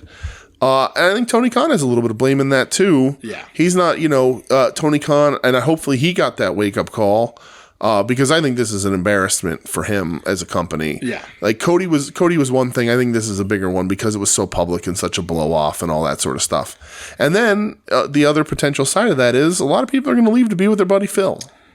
Yes. Phil's gonna hold open that door a crack for a lot of other people if they want it. We've already talked about some names. Ricky Starks is gone. Yeah. He was already close to gone anyway with Cody. Yeah, and now Jade's there, and him and Jade are real close. Right. And now Punk being there, and Punk was always like in his corner. Right. And with Ricky, and I think Ricky's really good. I like this tag team run and all that. There's not much room at the top for Ricky. And not that there's room at the top for Ricky in WWE either, but there's other things at WWE. There's other things he can do. Powerhouse Hobbs. Yeah. Hobbs a Punk guy? So there was a report that came out, and again, think of it what you will, that Punk was the one that got Hobbs away from QTV. Because he was saying, stop with this wasting, you're wasting him in this bullshit. Sure is. Was. Now we got rid of QT altogether. So somebody tried to defend QTV this week. And I was just like, come on, dude. We're just saying shit to say it now. So bad. And Punk was the one saying, no. Yeah. Get him the fuck out of here. Okay. We're done with this. Yeah. So Hobbs, that's another guy that can go there. You have your usual suspects of FTR. FTR absolutely gone if they want to be. All of the House of Black. Yeah. Which, Malachi, obviously, he can go there. His wife's there. Right. Well, he was almost back in the middle of his AW run. So. Him and Brody are real close. Yeah. Him and Buddy are real close. Buddy's fiance Rhea's in WWE. Right. You want to bring Julia Hart with you too? Why the fuck not? Brody will be interesting. Julia Hart, she's the one where I'm like, kind of, because her husband's in AEW. So that's the and AEW's giving her opportunities right now. They are. And AEW's giving Ricky an opportunity right now. And it looks like they're giving Brody a bit of an opportunity right now. So it's interesting. Yeah. Brody would be the one, like, I know he's a Punk guy, but like, I guess, and it's all about your sort of what you want out of wrestling, right? Do you want to wrestle or do you want to be at home collecting a paycheck, all that sort of stuff, course, right? Yeah. Because I don't know that WWE will understand how to use Brody.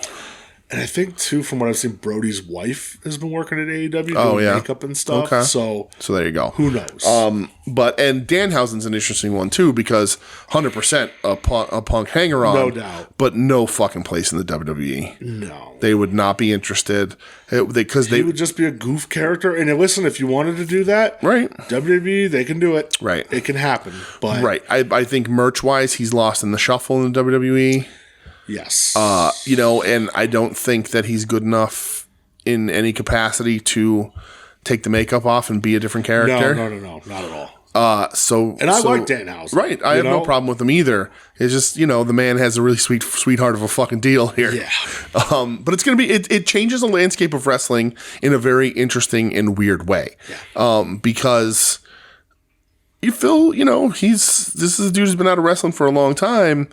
And not a lot of those dudes come back. And when they do come back, they're not like, oh yeah, I'm back to in-ring stuff. Like when Bruno finally buried that hatchet and came back, he was 95,000 years old. So it just changes the landscape of wrestling in a way that like we haven't seen in a while. Because I think it is a bigger impact than Cody. I agree. Because Cody always felt like a WWE wrestler. I think Trevor Dane might have said this to somebody, but like CM Punk fit in AEW better because he lend his attitude to AEW already trying to be like we reject WWE, right? We're the opposite. We're the alternative, and we're the underground pushing back on what wrestling can be from what WWE says it is. And Cody always felt like a WWE cog in an AEW system, and Punk sort of felt like that guy. And now he's over there. And it's interesting. Not that and AEW has plenty of fucking talent. No doubt. We were talking about this before too. Like the next man up's a thing in wrestling. Always has. So and usually the next man up is always John Mox. Right. But somebody will fill that fucking spot. We'll talk a little bit. I think there's a fucking freight train coming in, and I don't mean freight train choo choo. The actual freight train wrestler. There's a freight train that's about to pick up too much steam in AEW. Yeah. That you can't deny it. Absolutely. And I think there's some people in AEW now that you let walk without even questioning. And I think if I'm Tony Khan, I say to people, I know where your allegiance are. I know who you're friends with. I know who's talked to you and what you want to do. Not letting anybody out of contracts. Yep. But we'll talk, and if you don't even want an offer from me, I won't make one. You guys can go do what you want to do. That's what wrestling does. Like a guy that if he wants to go back, Miro, let him go. Right, let him go. Like, what is he? I like when Miro's like involved, right? But he's not involved, right? And there's like the reports where like he doesn't want to fucking do jobs to anybody, right? And like, hey, number one, hell yeah, brother, right? While I stroke my Fu Manchu. Right. There's the WWE guys. You run across that a little bit. Like the rash of like, well, I was in the WWE, so why would I lose to you? You were never in the WWE or WWE, like WWE. like Johnny Gargano says. But that's the wrong mentality to have, right? Yeah. But if it came down to Miro and Hobbs, I would throw all the money I could at Hobbs and let Miro walk. Yep. I think I think there's some roles. I think anybody who wants to leave can get filled. Their role can be filled in pretty quickly by somebody on the AEW roster who does a very similar thing. Yeah. There's plenty of powerhouse guys. I think if AEW ever committed to letting Lance Archer actually loose, they can get a lot more out of him than they ever fucking did. Yep.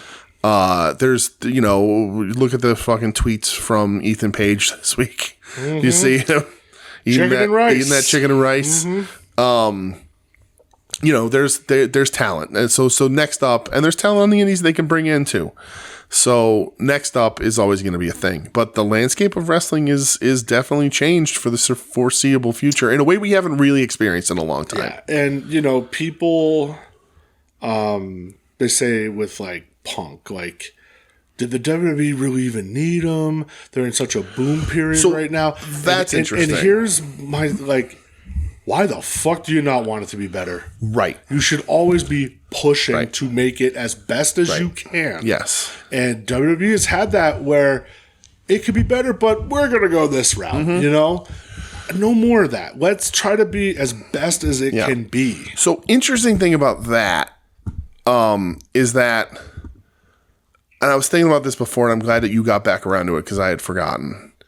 WWE's real hot right now, right? They're booming. So, like, if you look at the numbers, which people are going to do, and they're going to see Punk back, and they're going to be like, well, the ratings didn't go up that much. It's because there's not a ton of room for them to go up. No. WWE's riding real fucking high right now, right? They're booming. So, like, if that needle moves even a little bit, I'll be like, okay, shocked. Because there's just not that much fucking room. Yeah. There's not.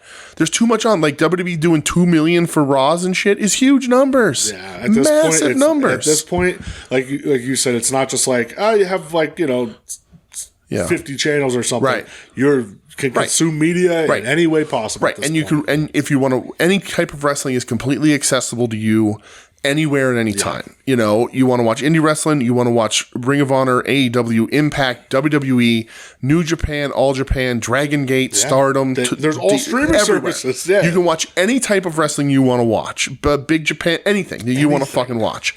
So, and then on top of that, all the other entertainment channels and all the other TV channels are out there showing other shit, right? So I don't know that, like, if you're going to be like a Meltzer and be like, well, the number, he only popped up to 50,000 viewers or whatever. That's not good enough. That's not the impact we thought he was going to have. They're riding so high. Yeah. That's just, there's not going to be much else for them to go. When he was in AEW, that movement should have been there because they have a place to go because they're down right now. And then WWE is super hot. They are a rolling fucking freight train. And it happens, and they're going to be down again at some point too, because it happens. It's always going to happen. Well, I always say all the time, I love using our Wilkes-Barre Arena as the sort of the gauge, right? The thermometer of how hot the business is, because they're running Raws after Saudi 2 years in a row in our fucking podunk hometown. They ran the SmackDown where Reigns hit 1,000 days of champion. Right. So like that. They're running SmackDowns and Raws from Wilkes-Barre. Yeah. If you go back 5 years, they're running house shows because it's Wilkes-Barre, the proverbial sea town, right? The sea town, right? So like, well, we can't take a Raw there. We're not. It's going to look shitty on TV. You'd be lucky to get a Raw like every two to 3 years there. Right. Now you're getting sometimes 2 Raws and a SmackDown or whatever a year in that arena, and it's sold out. They just had attendance numbers in Wilkes-Barre, Pennsylvania. Yep. It's insane. Yep, sold out again. It's really crazy. So that's how hot their business is right now, and it's what it is. Yeah. Were those eyeballs at DK Metcalf? Jesus Christ. Yeah. Let's fucking go. Eat it, 2 legs. Sorry. It popped up and went, holy shit, he caught another one. Yes. And they're beating Dallas, so that rules. Good. But yeah, WWE's booming. And again, if you could just add another layer. 42.4 points. Jesus Christ. You could add that another layer of Punk because say what you will, you don't agree that he's whatever. Yeah, that dude has fans that follow him. Right, absolutely. One of my friends that I go to the Sixers games with, like he was messaging me about Punk. He's like, "Holy shit, I can't believe he's back! Like I'm gonna have to watch WWE now." Mm-hmm. We were trying to explain to our other friend who's not really into wrestling, and he goes, "Man, like is wrestling pretty big now?" Mm-hmm. And we said, "Yeah, WWE's like fucking booming right now. Right, like for sure. They're just crushing it. There's sellouts everywhere. Right. Like they're packing it in." I think I saw WrestleTix before. They're running a house show at the Forum, and it's like almost sold out. Like, right. It's crazy. A house show. Yeah. Like, right. They're running a house show now in town. Yeah. Right. Like that's this weekend, isn't it? I don't know. Maybe. Yeah. That makes sense. But like they're hot, right? So like it's hard to compare anything, and they're rarely going to match up. And WWE's always going to be number one. Yeah, it is what it is. And any shot that AEW had at making a run, I think is gone. I think if they're going to make a run, it's going to be in 3 to 5 years. Like they're going to have to hold where they're at and try and get better. You're going to have to regroup, and they have to focus on not getting any worse. And what my kind of theory with that was, if I'm AEW, I gotta focus on the in ring. Right. WWE's in ring. Listen, they have wrestlers there that I really like, no doubt. Right. But it's not that grittiness of AEW. Yeah. I like the grittiness, right? The toughness in AEW out of some people. Yeah. that you don't get in WWE. Right. You can't do that Texas death match in WWE. No. Even when WWE was Attitude Era and blood everywhere, you could not do that. Absolutely. You know? And AEW just has that in-ring style that I prefer. Me too. Right. And if I'm AEW, I try to double down on that. Right. And, you know, you can have your stories, no doubt. We'll talk in a little bit about like with the world title and the goofiness or whatever. Yeah. Because people have had a problem with that, not just recently, but going back months and months of why is the world title being in this goofball stuff. And like I love like the Roddy stuff still enjoyable, Tony Storm stuff enjoyable. Like you could have the funny. You need that mix. I don't agree to I want it 100% serious, no funny. Nope. You can't have that. Right. You know, it's just AEW's funny. Sometimes it gets a little too beaten over the head. Right. And that's where I go, I'm all right. Right. Where like WWE, they're funny. I'm just like, this just isn't good. Right. You know? You don't like Tozawa dancing? No, I don't. Or R-Truth looking for jelly rolls? Did you see that? R-Truth can do whatever the fuck R-Truth he can't do wants. whatever he wants. Did you see that bit with I jelly sure roll? Where he's did. like, I'm looking for jelly roll. He's like, I'm jelly roll. He's like, no, you're not. I'm jelly rolls. Fucking jelly roll. Jelly roll. Whatever. But yeah. He shoved Dom real hard, too. That was funny. Did. Jelly roll. Hey, jelly roll's a juggalo, baby. JCW. Is he really? Oh, yeah. Nice. Juggalo Championship Wrestling. Nice. But yeah, listen, at the end of the day, Punk is back in WWE. Yes. Right. Am I going to sit down and watch a 3-hour Raw? No, I'm not. Yeah. I can't. If I physically, mentally, I just can't do it. Right. I will skim. I will see what Punk's doing. Yeah. I'll see if anything else catches my eye because there's some things in WWE that I like. You know, I think Santos Escobar is ready to explode. Yeah. Other than that, you know, the Roman stuff I'm just over. That's not going to last very much longer. You know, I really hope it doesn't. Yeah. It would be funny if it did. Right. But like, I just Can you imagine if WrestleMania rolls around and he beats Cody again? that would be hilarious. It would be so Like fucking if like funny. WWE continues, they're just like, no, we're gonna bury it. Yeah, like you. Could you imagine? Right? You left. You started this other company. Oh, it'd be so good. All we ever did, you know, like we treat your dad like he was this great man because he was a great man. But whenever he was in this company in front of the camera, we treated him like a fucking buffoon. Sure did. Treated him like shit. Well, we're going to continue that. Like, you know, remember how good your brother was? Yeah, we never let him do anything either. He was a cross-dresser for how fucking long. Finish the story somewhere else. Yeah, get the fuck out of here. Good, nice seeing you. Goodbye. That's not going to happen, obviously. So, do you have anything else to say about Punk? Because I don't. I feel like we talked a very long time about it on the show. We knew we were. We knew we were. I think it's super important, again, because I think it really does change wrestling in an interesting way.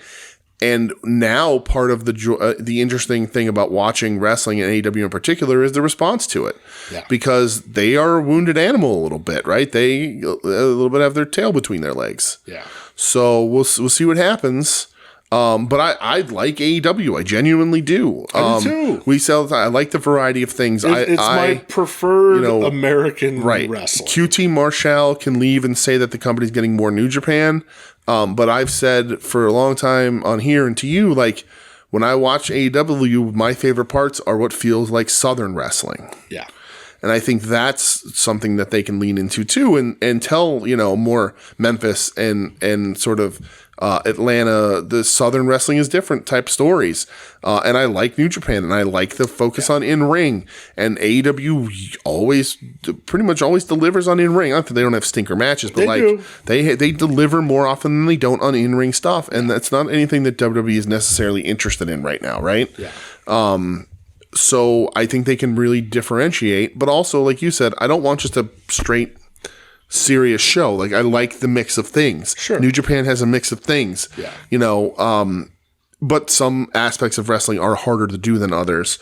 You know, if you're going to try and do a shit ton of comedy wrestling, it better be the best comedy wrestling out there because bad comedy wrestling is worse than bad regular wrestling. Sure is. Yep. So, and they luck out by having Orange Cassidy, of course, and Danhausen. Yeah, you know, but there's not a lot of other, you know, like there's not a lot of fucking Kikutaros in the world that you can bring. Sure you know, even Toru Yano has overstayed his fucking welcome in a lot of places. Yeah. And even OC has evolved his character, and sort of that's just one aspect of what he can do these days. But it's going to be interesting. I'm going to keep an eye and ear. We'll see what happens. I for damn sure am going to watch Mania this year now. If we're around, because we're going to be out. I'm only going to go to Mania. No, unless like somebody's like, hey, they're real cheap tickets. Right. It's like, but with DDT being announced, and conceivably a Tokyo Joshi Pro show, I hope so. That's all I need for that whole weekend. That's all I would need. I said, and if there's like a convention that's like, if anybody interesting that I like, then I'll go. But that's it. Yeah. The discourse is going to keep going. We'll address what we can. I think this was the longest we've ever talked on the show without getting into actual wrestling. And it is, and honestly too, like, the discourse also had me bummed out this week. So like a lot of the things, just the exhaustion of, and that's where it's just exhaustion. The wall of talk and speculation and just back and forth that you see every turn. And like, is it my fault because I'm checking fucking Twitter and other social medias and all, like, of course, right? Like everybody else, I'm addicted to the little fucking computer in my pocket and I can't keep my goddamn eyes off of it. But I was just like, man, like, wrestling's tough when people are just going back and forth at everybody. It's hard. And we say all the time, like, I'd be at more wrestling shows if it weren't for wrestling fans. And I know that that's shitty, and I know that wrestling fans are listening to this podcast. But if you know who I'm talking about, know what I'm talking about, right? You know the type. And like, I just got so exhausted this week that I was like, I don't know how much wrestling I'm even going to consume because I'm already overwhelmed by the discourse. Yeah. Overwhelmed. Yeah, I feel like that happened the last time with Phil. Yes, that's Phil is the arguably the most polarizing figure in professional wrestling that we've seen in the last 20 years at least. Yep. It really, really, he gets people's fucking hackles up, and they both sides. Lovers and haters, I feel like they fight like they know him personally, and that's that's where I'm kind of at. Yeah, like, dude, you don't know this guy, right? Like, chill the fuck out a little bit. Like, I'm like that with anybody. Like, if you don't know them personally and you don't know how, like, just chill out, man. Right? Like, I don't know. Some people just get a little too online for me sometimes. Absolutely. Like, I don't know. Just listen. If you like it, great. If you don't, shut it off. Like, shut up. I don't know. That's just me. I agree, buddy. But before Survivor Series happened on Saturday, there was an early Rampage that we watched. Yes. One match I'll talk about for the Ring of Honor Pure title. The champ, Katsuyori Shibata. The challenger, that little shithead Wheeler Yuta. Mm-hmm. And, hey, Wheeler Yuta wins. Yeah, wins the Pure title. So, from what the report came out, Shibata has to go back to Japan. Oh, really? Yeah. Visa stuff? I don't know. I'm assuming, but to the point where Tony Khan couldn't keep him till Final Battle, which is only in like 2 weeks. Oh, that sucks. Like, they had to do the change now because they don't know when he's going to be back. Yeah. So yeah, Yuta wins the Pure title for the third time. Wow. And he gave him the DDTs twice to really kind of sell that. Hey, I'm going to break your brain again. Yeah. But I thought the match was good. Good for Wheeler Yuta. Yeah, for sure. So that leads to Collision. Yes. The first Continental Classic match, Claudio Castagnoli versus Daniel Garcia. Yeah. I thought it was decent. Mm-hmm. I didn't think it was great. It was good. It was good. Mm-hmm. Claudio rocks. I like Daniel Garcia too, but it was good. There was speculation this was going to be Garcia's breakout. I don't know that that's actually going to be the thing. Yeah. But it is what it is. Yeah. The next thing I have, and again, if there's anything in between that you want to talk about, you let me know. Sure. The Adam Copeland beatdown of Killswitch. Yes. I thought that was really good. Yeah. So Killswitch squishes the boys, Dalton's boys, puts the boys through chairs post-match, and then jumps them. One-man concerto. Crazy. I love that thing where he breaks off the piece of the chair and he puts the crossface but puts the bar in their mouth. Yeah. That looks insane. And then Killswitch, quote unquote, starts to get up and then he gets curb stomped, a second concerto. Yeah. It's cool. It's like the most sort of effective emotional thing I've seen Edge do, Adam Copeland do. What about that promo, though? Did you like the promo backstage? Yeah. Mm-hmm. I love when he got there, he just says, Lexi, I like you. Yeah. He's always using shoot names. Yeah. He's like Jay and all that. Yeah. I thought that was a very good promo. Yeah, for sure. They're finally, this is going to be interesting to see where, like, what happens here and then what they're going to do with Edge after, because it's pretty good stuff. Yeah. The thing that happened before this I want to mention, though, is that the show opened with an Eddie Kingston promo. And Collision does. Yeah. And then before the kill switch versus the boys, Eddie gets a second segment. Well, listen, if you want to make money, you let Eddie Kingston talk. Right. And like that makes me happy because obviously the Continental Classic, rooting for Eddie. Sure. A couple other people I'd be all right with. But we're rooting for Eddie. I think in my brain, and I've said this before, like having Eddie lose his titles by not losing a match is the wrong thing to do. Yeah, I agree. I think I love the idea that he put him in here and all that. I think the story to tell is that Eddie does this and gets his title in AEW now too. But him losing these titles without losing a match for them is the wrong fucking call. Yeah. It's the wrong call. So I'm glad he gets a couple segments because to me that means that they're trying to keep him in everyone's face and in their memory, and he's really fucking good at it. Yeah. So who'd have thunk Eddie Kingston good at talking? Right? If you want to hear Eddie Kingston talk more, go subscribe to the Add-Ons Patreon to hear Conversations with Joe. That's right. Featuring Eddie Kingston. One of the more candid Eddie Kingston conversations you're ever going to hear. Absolutely. It's a special conversation because Eddie and Joe have a history. And I don't want to say Eddie let his guard down because Eddie's smarter than that. But it was... I always tell Joe, like... It's a really good conversation. I'm not blowing smoke. Right. Joe's a very good friend. Yeah. And he killed it. Yeah.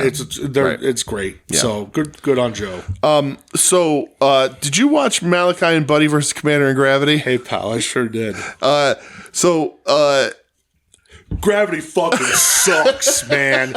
Let's just say it. That dude sucks. He's trash. This is probably the most notes that I have this whole night because Gravity spends the first 2 minutes of this match fucking everything. He sucks. And I think I remember seeing him at the Ring of Honor show because this got brought up in Discord. And somebody remember said he did the moonwalk like sucked. 6 times. It was terrible. Yeah. And somebody brought it up saying, "Is Gravity really this bad?" Yeah. And I think Mike said, "Yeah, he's really that bad." He's really that bad.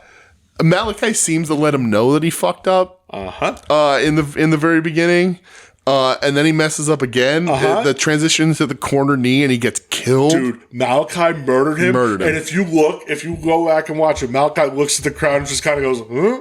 And then commentary laughs. Yeah. Like they knew. Like Shivani and Taz go.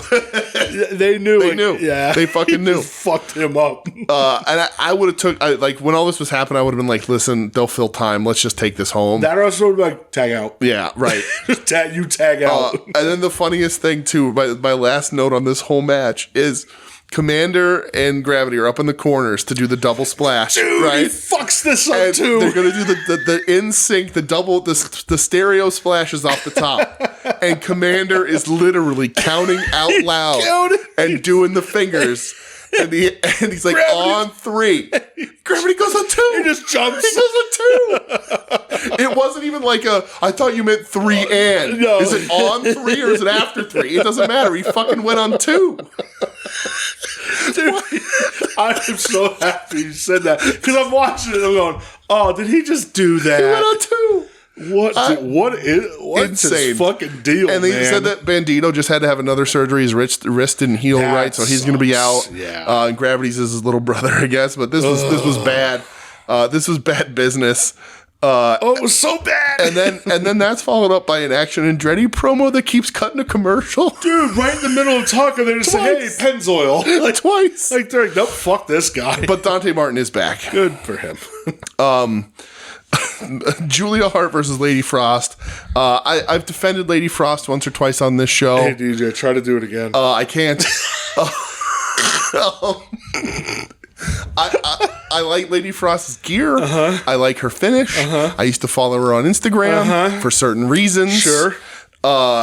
But she in this match is audibly telling Julia Hart what to do and what she's going to do. So bad. And I was like, yeah, just please stop. Yeah.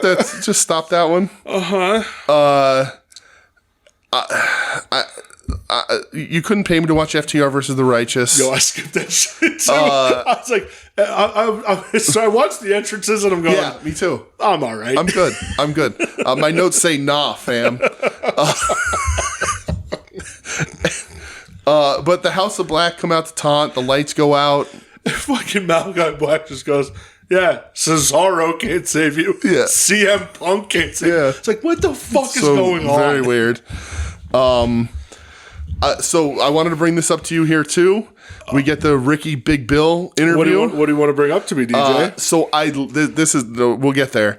I like that they're leaning in on being an odd paired tag team because so many times, like we always talk about it, like odd paired tag teams are weird. I like my named tag teams.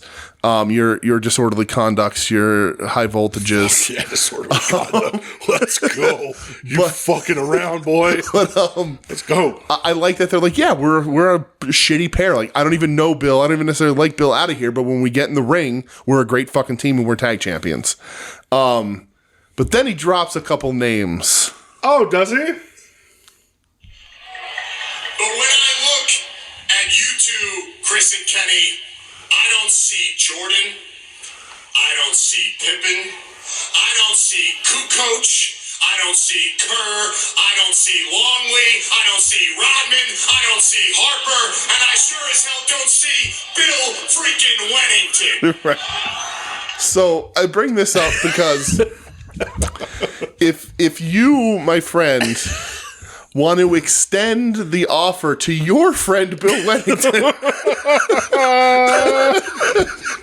to come on the show and rebuttal to Big Bill's taunt. So, DJ, I watched this.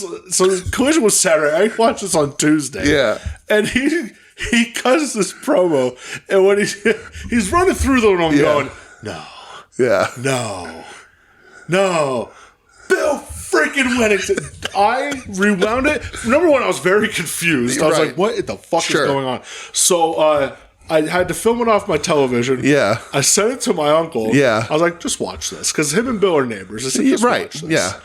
So he watches it. That legit, like, you know Bill. Yeah. Like, that's, It's funny because at the Sixers game, we were talking about the Bulls, and like our whole friendship with the people I go to the Sixers games with started when Bill got his tickets for the Bulls because Bill works for the Bulls. Right. He's the radio announcer. And I showed the picture of me and Bill at the game. And I sent to my uncle, and he calls me and goes, what is that about? I was like, it was on wrestling. He goes, did they just say Bill's name? I was like, yeah, they did. He goes, all right. He sends the video to Bill. Oh, yeah? He sent it to Bill. He sent this the screenshot. Bill responded going, ha, ha, ha, isn't that wild? Yeah. And my uncle just goes, yeah, it was live on television on Saturday. Bill was going, that's crazy. What a world we live in. Yeah. Well, if Bill wants to come on the show, open an invite to your buddy Bill. There's the exact response from my friend Bill Wennington. Your friend Bill Wennington? It's just what it is. My legitimate friend Bill Wennington. I wonder if that's going to cause a stir anywhere in the Discord about you being actually friends with Bill Wennington. Me actually knowing Bill Wennington. Yeah. When that happened, man, I just was so confused. Yeah. So I sent it to my brother-in-law because they're the real neighbors. Yeah, sure. And he's like, what the hell? That's weird. So then Tyler texted me yesterday, my nephew. Yeah. And he goes, could you send me that video? Yeah. And I sent it to him and he goes, why did he say Bill's name? He's like, what was he doing? And like, I had to explain. I was like, well, he was comparing these other two guys that like, they don't compare to anybody on the 96 Bulls, not even Bill freaking Wennington. And he's just like, oh, okay. And I was like, I don't think you understand the people Bill played with. Yeah, right. I was like, you really don't get it. Like, you don't understand. Right. I was like, I'm like, when you're back from vacation, we're gonna have to sit down and really do a deep dive on Bill's career because Bill played with a lot of crazy dudes. Yeah, Bill played Bill has 3 fucking championship rings in the NBA. Right. Fucking hell. Yeah. One of them. Well, and he wasn't just some dude coming off the bench either. He's Bill Weddington. One of them I may have held. Yeah. I did tell the story when I busted Bill's balls over the summer because I was wearing my Allen Iverson jersey. Yeah. I was like, hey, Bill, remember that time you were on the court when Iverson crossed Jordan up? And he goes, man, that little fucker's good. So there's my Bill Weddington. There you go. I was so excited because I was going to send it to you and be like, what the fuck is this about? But I was like, nah, he definitely going to write it down. Yeah, for sure. Yeah, and then, I'll have what was the main event? Yeah, Moriarty Keith Lee was all right. I like Lee Moriarty getting TV time, but it was just okay. In Pittsburgh, right? Yeah, his hometown. Yeah. So, main event, Brody King versus Eddie Kingston. Yes. In the C2 gold blue bracket, blue league, right? Is that what they are? Blue league. Are they blue? They are. Yes. So, what can I say about this match? That it fucked. Yeah, I love this goddamn match with all my heart. Yeah. I saw a lot of people, even in AEW, commenting oh, strong styles. You fuck that. No, that's a King's Road match, brother. That's a King's Road match all the way. I loved it. It's the exact kind of match that I want to see out of these guys. Yeah.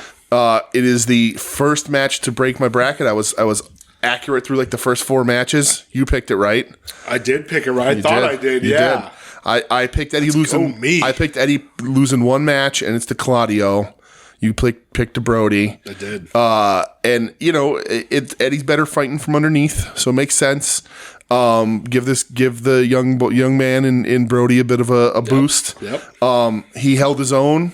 He did not Gonzo bomb Eddie at the end when it was very close. That was scary. It was very close. I was like, okay, these dudes are both we're done, and not the best move to be doing at this point.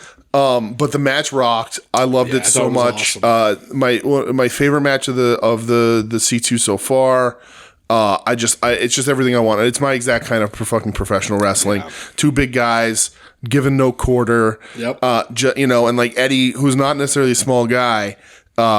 Just playing a little bit smaller because he's smaller than Brody, but letting Brody do that power stuff. It was awesome. It just every part of this match was played the way I wanted it to. Yeah. I can't even be mad at the outcome. No, it was just a shit kicker of a match. Yeah, and just for me, like I said, it's the exact kind of wrestling that I want to watch. When I'm these two are going to get in this ring, it's the exact match I wanted them to have. Yeah, I agree. The crowd was behind it huge. People cheering for Eddie, people cheering for Brody, and they fucking did the thing and it rocked. I could not be happier with this fucking wrestling match. Is Brody the most over person in the House of Black? Yeah. So do you think it's him or Julia? Because it ain't Malachi, it ain't Buddy. It's no. Julia's pretty over and good. Julia on Dynamite last night, man, she got a big ovation. Nobody else in the House of Black has the bark. That bark's over. The bark's over, brother. The bark's over, brother. Maybe he isn't, but the bark is, and that doesn't mean that he. That bark is over. Brody's real over, and it's because he's got a crazy good look. Yeah, he's an imposing figure. Yeah, and the dude can go. Think about him in that fucking ladder match that we didn't even talk about last week because we were on the Thanksgiving show. Yeah. But on the ladder match on the AEW pay-per-view, insane. Yeah, one of the best ladder matches ever. I think, especially one of the better ones that AEW's ever done. Yeah, and it's fucking crazy shit in that too. Yeah. So Brody rules. I love this match. So I'm tipping my hand, but I loved it. It is Brody. It is It's awesome. It's comfort food for me when I watch matches like this. I love it so much. Yeah. It's it's almost from a different era, but it's not because to me this style is timeless. Yeah. It's just wonderful. It's absolutely wonderful. But also if you were to switch out, either of these guys with Ricky Choshu or Stan Hansen, you'd have pretty much the same match and it'd be fucking incredible. So damn right. It's just the way it is. Great main event on Collision. Yeah. And up to this point, we'll talk Dynamite too. The C2's been fun, man. C2's been very C2's good. Been fun, for sure. So Dynamite, we're kicking off with a kind of a classic match. Yes. John Moxley versus Jay Lethal. With Dragon on commentary. Which is great. He crushes on commentary. If you remember the first Cruiserweight Classic they did in WWE. I do, but I don't. So that's right after Dragon had to retire. Okay. And he's on commentary. And was this the one where they didn't get Ibushi? Or Zack Sabre Jr.? Right. Yeah. That's the one. But they got what, TJP? They sure did. Is that who won it? Yeah. Yep. TJP beat Grand Metalik in the finals. Rad. But yeah, John Moxley, Jay Lethal. Listen, I'm never going to be offended by a Jay Lethal match. He wasn't good in this. It was okay. I was like, oh wait, not that I'm a Lethal defender. Yeah.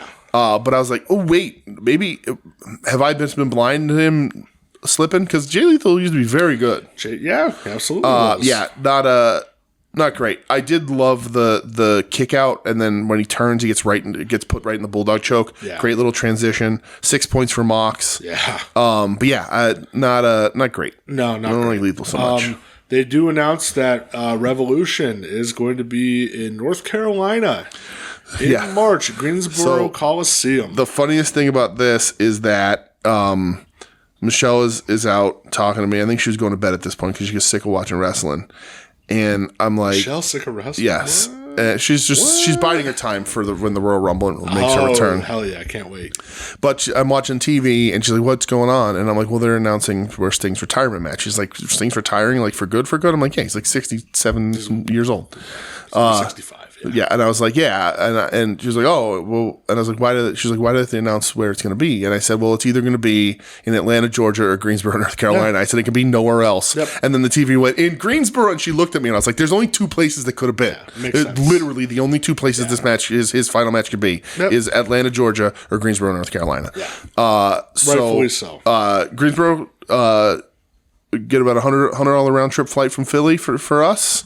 And it's to Charlotte, and it's an hour and a half drive from Charlotte to Greensboro, or it's about an 8-hour drive from here to Greensboro.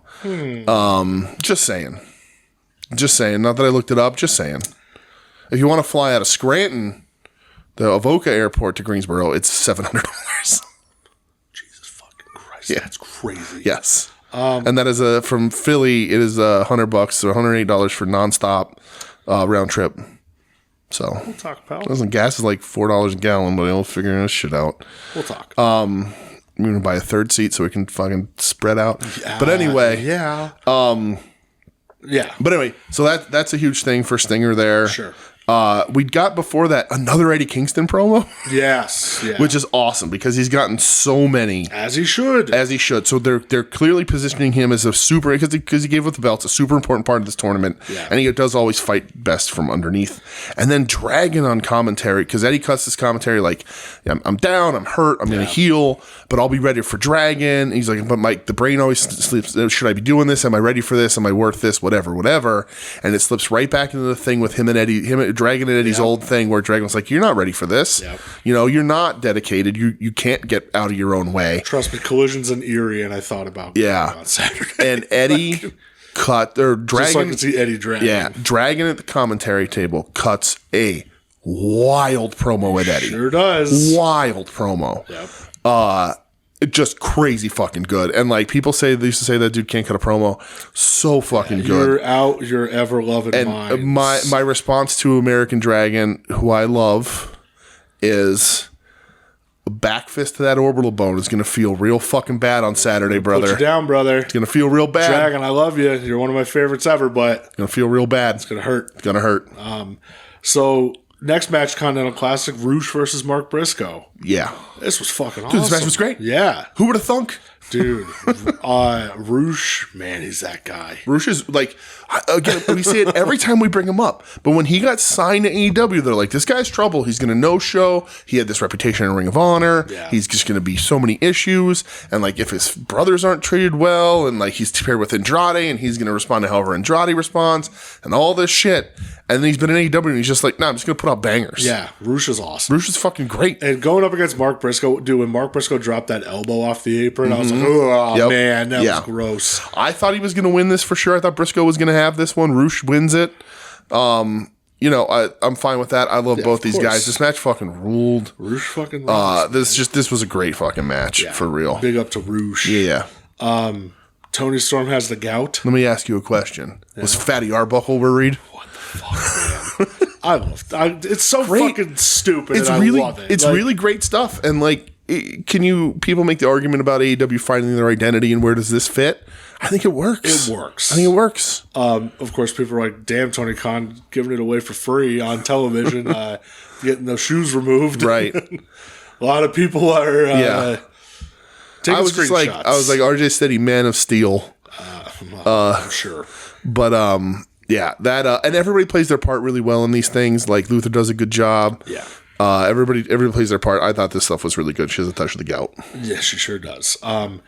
Is this for the MJF promo? This is the MJF promo, yes. Yeah. So MJF comes out. There's a report this week that he tore his labrum in his shoulder. Yeah, he came out and said his shoulder was messed on the shoulder up. or his hip? Shoulder. So his hip's messed up from the elbow drop. On the elbow drop, he messed up. He had his hip pop back in, but he tore his labrum in his shoulder. Yeah, they said on the Uranagi spot for the pay-per-view. Mm-hmm. It just cuts the promo. I also don't remember what he said. I thought it was a really good babyface promo. Yeah. Because he didn't say anything. He didn't talk about his mom's fucking Diaphragm birth control. or whatever. Yeah. He didn't bring up tofu. Like, he didn't try and do any of that dumb shit. He was just like, I'm here. I'm hurt. I'm going to defend this company with my life. Yeah, he talks about Samoa Joe and TNA and shit. Yeah. And he's like, he goes, Samoa Joe's a real one. He takes that shot at Phil a little bit when he says, when Joe came here, it wasn't to line his pockets like some people. And like, I just thought it was a really good, like, babyface, straightforward, like, I'm your champion. I'm going to defend this company, sort of thing. And I thought it was really good. Yeah. And then the ninjas attack. And Joe saves him because Joe said, I want him at 100%. Yep. I don't want him beat up. Yep. And then across the screen, the devil puts a thing that says, how about a tag match where it's going to be two guys under hoods? Yeah. The problem with that is, like, you got to bring in people we don't recognize. It just has to be like local talent almost. Because let me tell you a little story about a little character named CP Monk. Back in the day when CP Monk and Colt Cabana came out to wrestle a match in a VFW for Chikara, CP Monk did a very identifiable and unique trot to the ring and was then, like, did it really quick and realized that he shouldn't have been doing that because it's a giveaway. So everyone knew that CP Monk was Necro Butcher because he did that little Necro Butcher jog. Sure did. So if that happens in AEW, obviously I hope it's Necro Butcher and Man Pondo. But if it's not, just bring in some local talent so that we can identify who they are. Or if you even, like, what's Aaron Solo doing or something? Right. We're bringing somebody we're not going to be able to, right. Somebody who can wrestle and switch up their identity a bit so we can't quite figure out who they are. But yeah, I like this promo a lot. I think if Max's labrum is torn, it's 1-2 months healing and then 1-2 months or so rehab to get it back to strength. If I'm in charge, and I know there's a lot of that on the show this week, I have him lose to Joe. Yeah. Just because I don't want him limping around. I want him to get better. Sure. I think have him lose to Joe and then win it back when he's healthy or something. If you want him to have it. We said this before. I don't think Max needs the title to pay off the devil stuff. No. So have the devil cost Max the match even, and then it stays hot and you don't need it. And then Joe can have a short run before he loses it to Swerve, who then loses it to Oz. Like, Will Ospreay's winning that title at Wembley. You would think that's pretty set, right? It's written in ink. It just has to be. Will Ospreay's winning that title at Wembley. So before that fucking steamrolls out of control, I want Swerve with that belt, and also show me on a piece of paper what's a better matchup in AEW right now than Will Ospreay versus Swerve Strickland. That's fact, brother. I don't know that it exists. Yeah. Next up, Swerve's the hottest act you fucking have. Yeah. So we'll talk about that in a little bit. Julia Hart and Emi Sakura. No. Hold on, buddy. What? AR Fox. Right. Gets squashed by Ward. Remember when he was a part of one of the bigger angles in wrestling? Yeah. And he fucked all that up, and now he's just getting squashed by Wardlow to no AR fanfare? Fox didn't even get an intro. Real good job. Yep. Top Flight looked good in their Hardys match.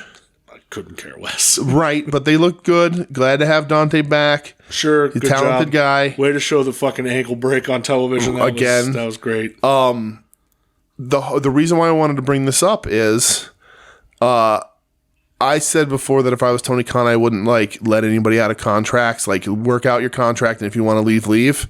I would make an exception for the Hardys. You can go, guys. You guys, if you want to go back, listen. You're ready for the Hall of Fame. They want to do that. Like, go ahead.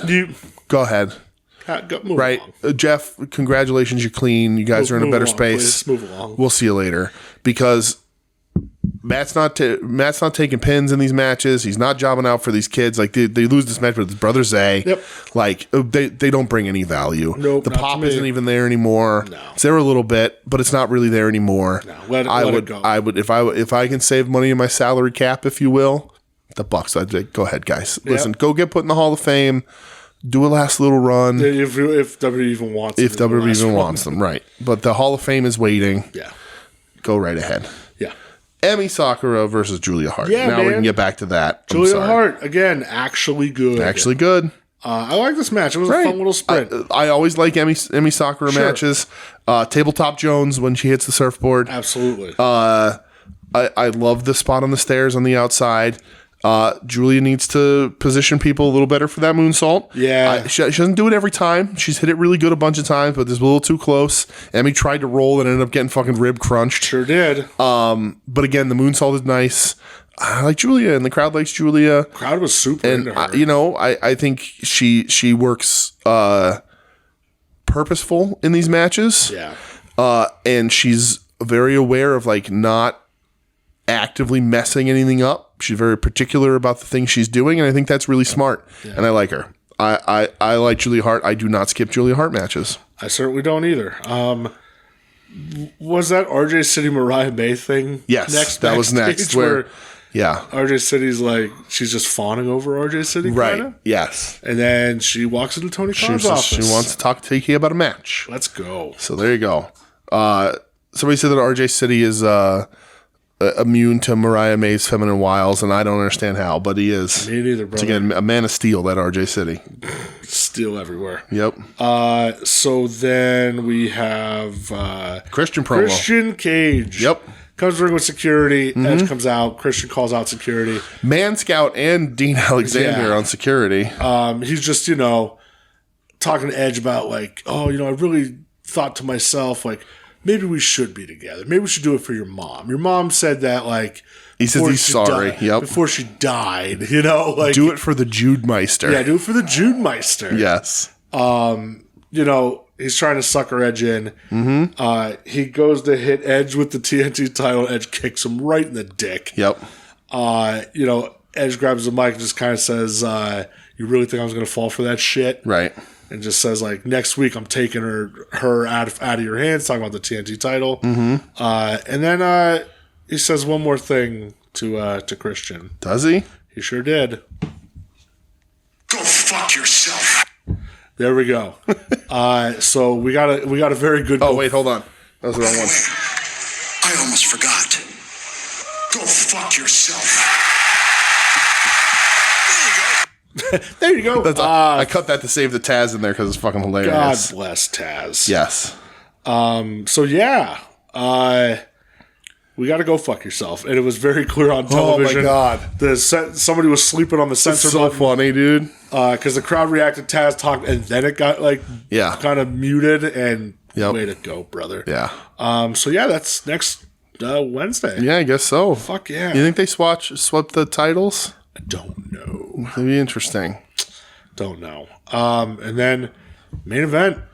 Yeah. Swerve Strickland. Switch versus Swerve. Going up against the Switchblade Jay White. Yeah.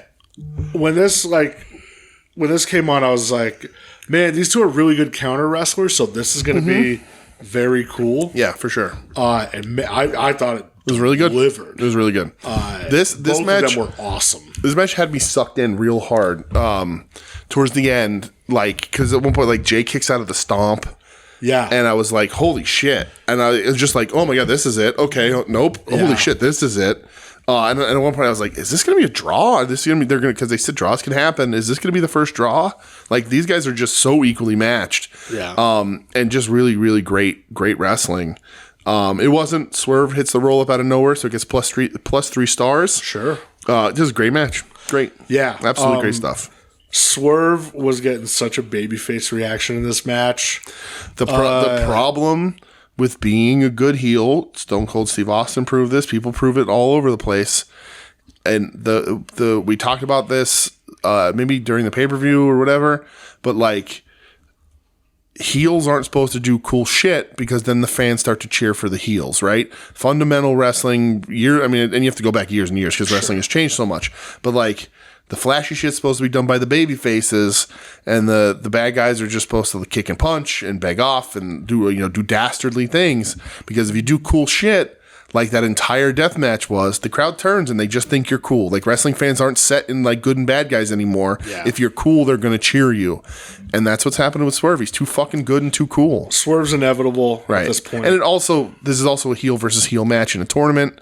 So they're going to pick somebody, and you just pick Swerve because he's cooler. Yeah. I like Jay White. Swerve's cooler. I thought both of them killed it. I thought it was a very, very good match. For sure. Swerve, though, man, he's ready. He's ready to explode. Yeah. There was an interview with Tony Khan, and they asked him about Swerve, and he goes, he's such a great asset to this company. And he goes, I believed in him since day one. Yeah. And there's a reason why I hired him. Yep. You know? Yeah. Let's pull that trigger. He is the biggest sort of pull from like the WWE like firings that they picked up. He's definitely their biggest turnaround. And he's the one who's come out and like has said, I don't want to go back. Right. I want to show them, you guys messed up. Right. Yep. This match was fucking great. Yeah, so I agree. So, well, that was the end of America, sir. That is the end of America. It's a long fucking podcast, brother. Well, strap in. Before we go take a trip. Yes. Terry Funk. Mm-hmm. He has some things to say about Mr. JYD. Oh, when doesn't he? We have Mr. Terry Funk, the greatest doggone cowboy I ever seen in my life, between you and Ace, and it's a pleasure to have you here. Please sit down if you wish. I'll just stand because I'm here to talk about dogs, and I know you know a lot about dogs. I know all kinds of different dogs, man. My daddy told me that a dog is a dog, and a junkyard dog is no dog at all. Very smart man, Papa is. It's just a clown, a buffoon. And that's exactly what the junkyard dog is. You know, hey, Ace has branded over 1,000 cattle in his life. Yeah? I've branded thousands of cattle. What do they say? What do they sound like when you brand them, man? When you put that hot fire on them? Man.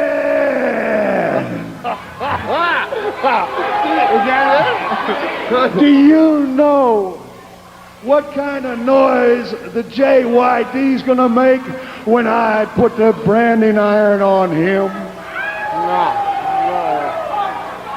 He is going to go hee-haw, hee-haw.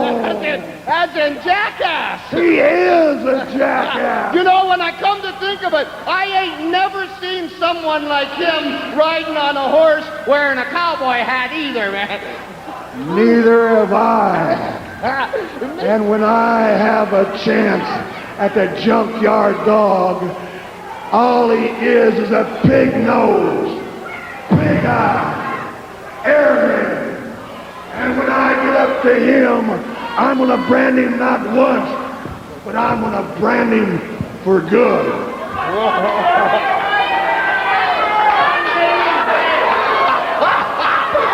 that's nice!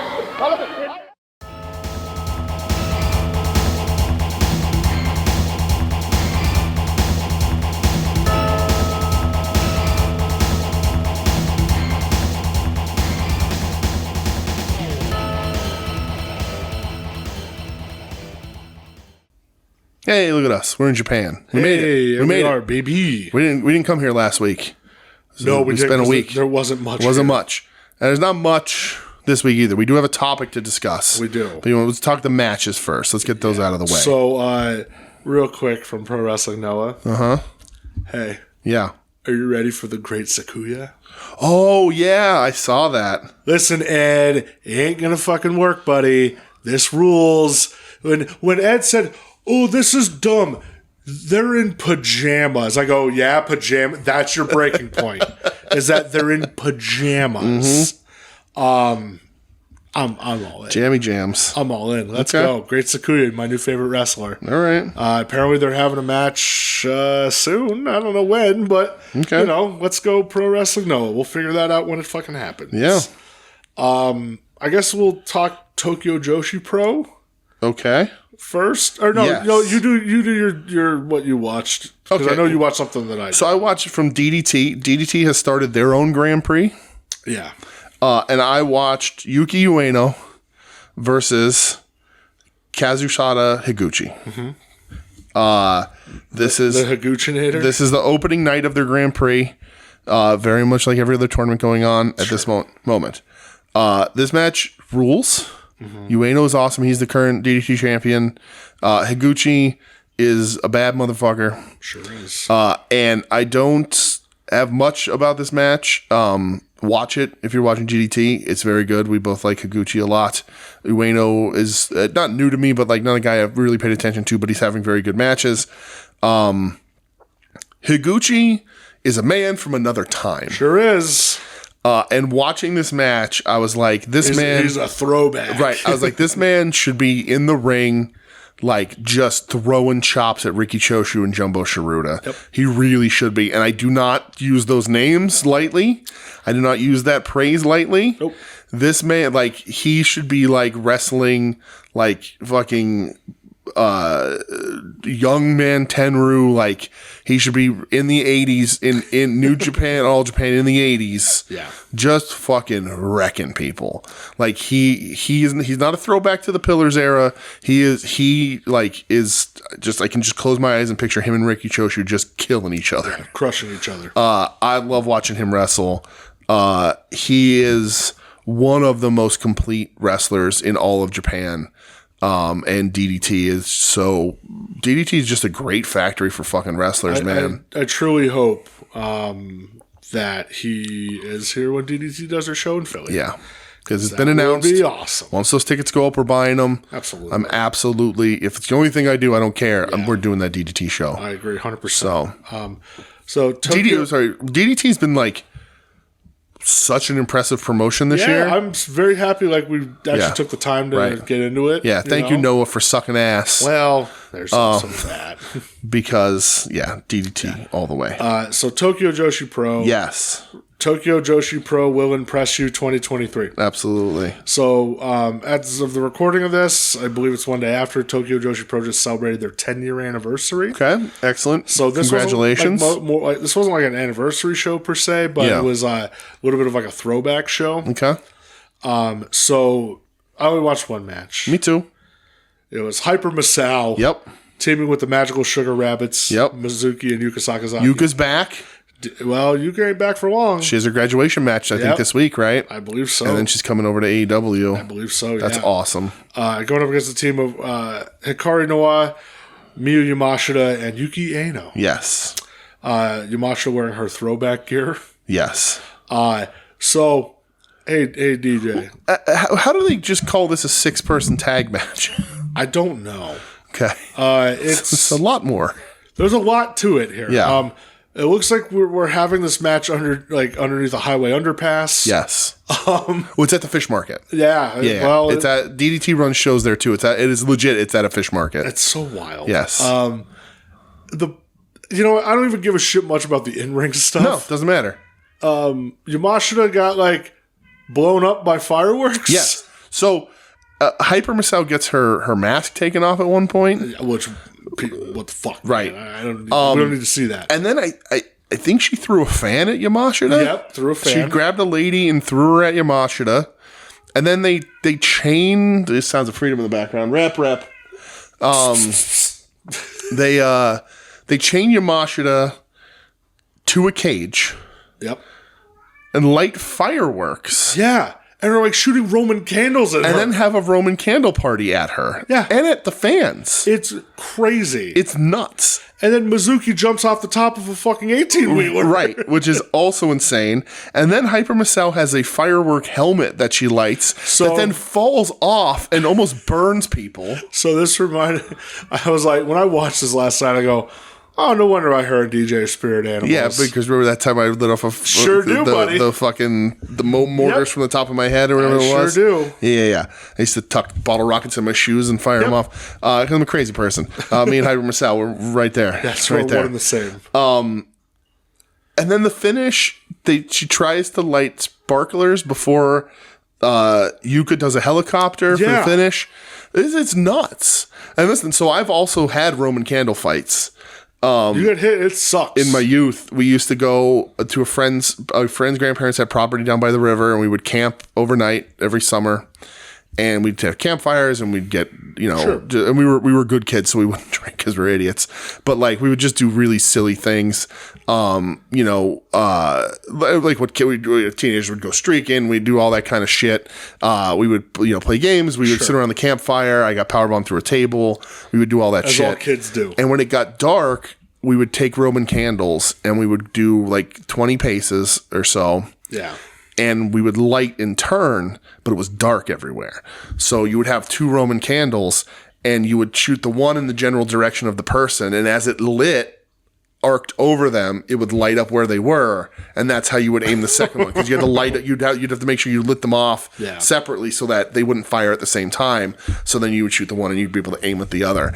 And I've been hit in the face with Roman candles. I've been hit in the arms. Yeah, they hurt. Yeah. We used to build weapons out of cardboard tubing, and we would tie stuff to bottle rockets to see if they'd fly out of the gun, like the bazookas and shit. We were in potato guns. We were crazy people. Sure. Completely dangerous.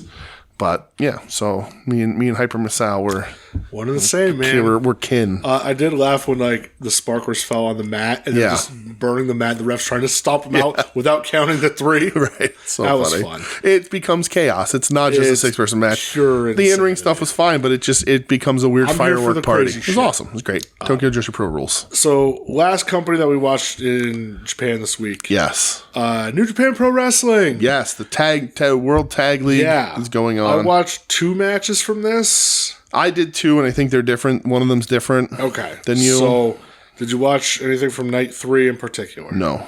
Okay, I watched United Empire, which was the Great Okan and Aaron Henare, going up against Kaito Kiyomiya and Ryohei Oiwa. Yeah. Oiwa is on excursion to Noah, and Kaito Kiyomiya is kind of taking him under his wing. I thought it was pretty good, man. Yeah. Obviously Henare and Okan win. There was a point in the match where Oiwa and Okan are just like legit like amateur grappling. Okay. I was like, what the fuck is going on here? But then I remembered like Okan's a legit good grappling amateur wrestler, Right. It was good though, man. But the next match, or if you watch something different. The next thing, the first thing I watched was from day 7. I also watched day 7, but Ren Narita and Shooter versus Kiyomiya and Oiwa. So I watched this as well. Okay. I thought this was awesome. This was really good. Yeah. Kaito Kiyomiya needs to leave Noah. Yeah, for sure. He fits better here. He needs to be in New Japan. Yeah. He just does.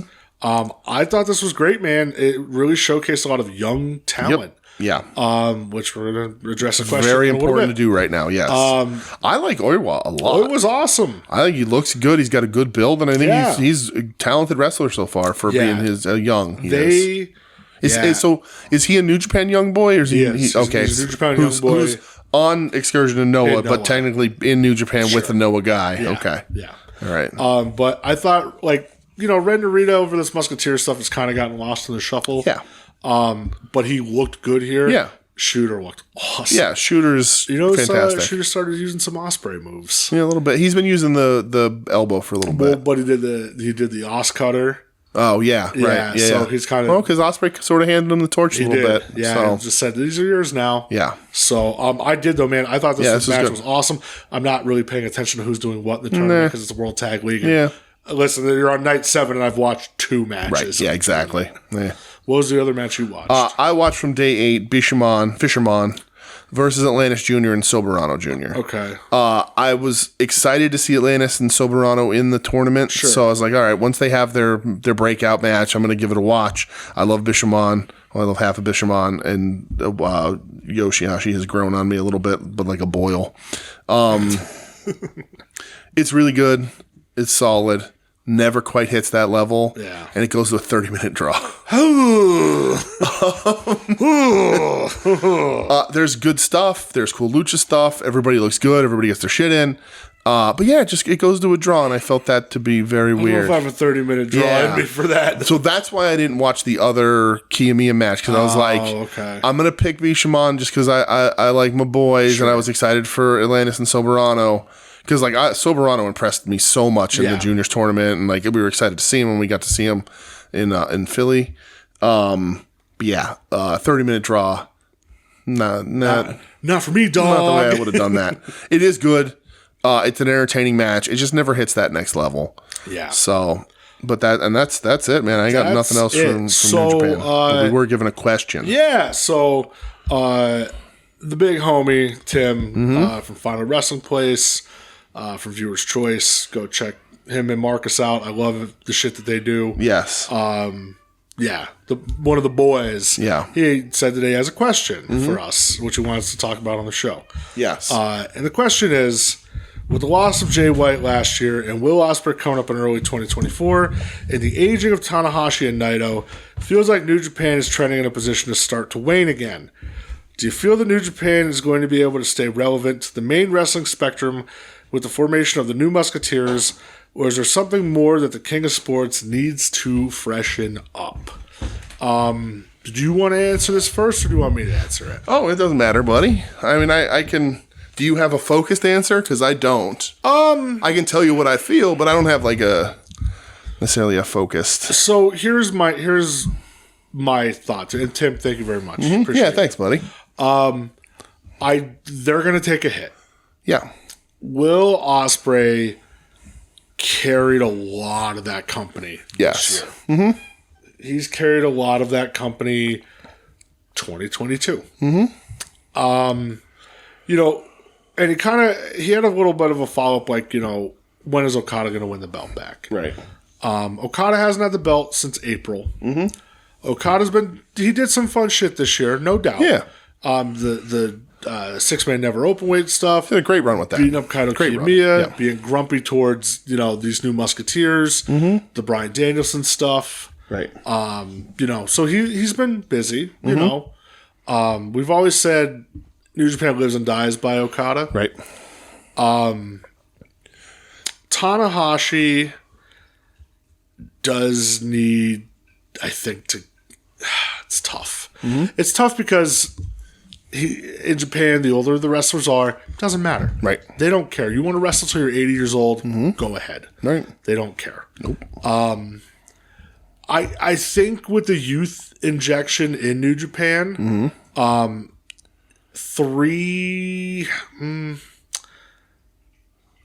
don't know. The Three Musketeers thing, at first it was kind of like, oh, this is cool, but then you really do wonder, like, is this really what we're doing?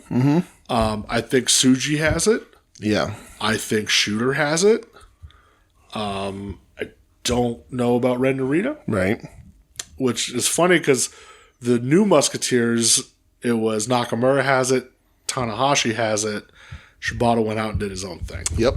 And Ren Narita is very much the Shibata of the group. Of course, yeah. He's very solid in ring. He just has a style that doesn't necessarily benefit itself to giant reactions. Yeah. So with that question, is there something that they need to do to freshen up? No, I don't know. Honestly, I don't know.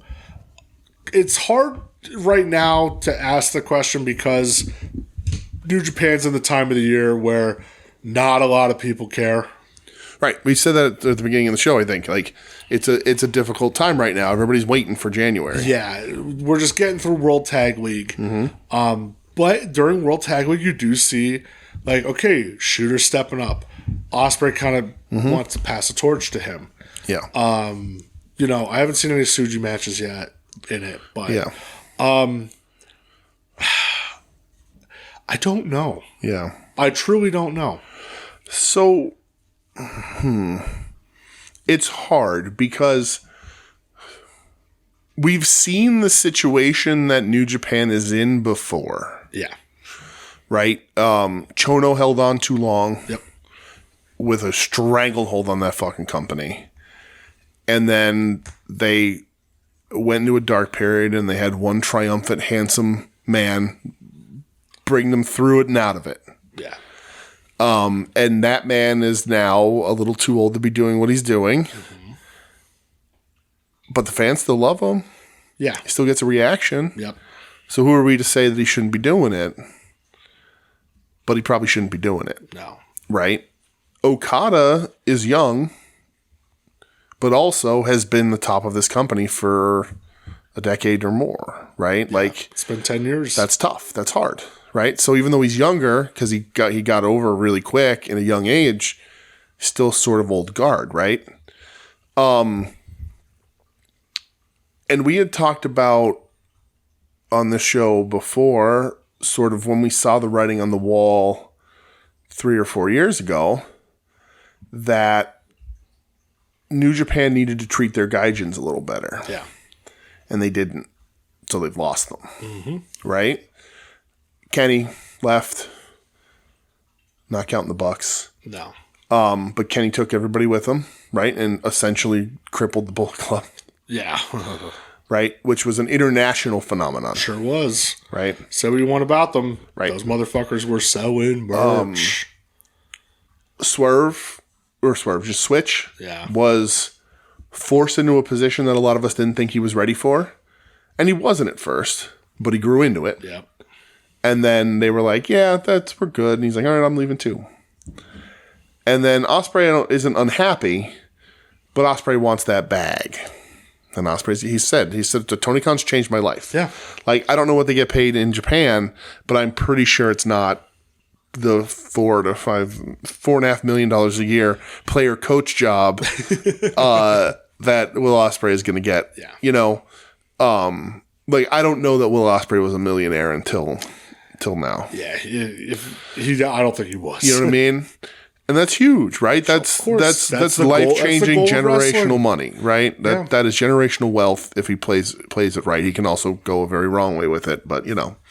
And Ospreay, you said it, like Ospreay's gonna be a huge hit because he is, you know, he was the guy that, like, as much as I like Jay White, Jay White never fully was able to fill Kenny Omega's shoes after he left. No. He was very good. Very good. But not quite.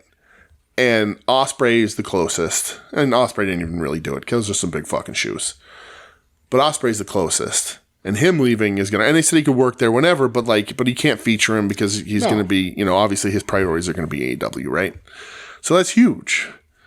And if I look at that roster, I'm like, who do you have? Who are we hanging your hat on, New Japan? Yeah. And who are they hanging their hat on, Brett? Gaijin-wise. David Finlay. Ain't gonna fucking work. Nope. I think at this point it's been proven. That, you know, we said that Switchblade wasn't gonna work. He worked.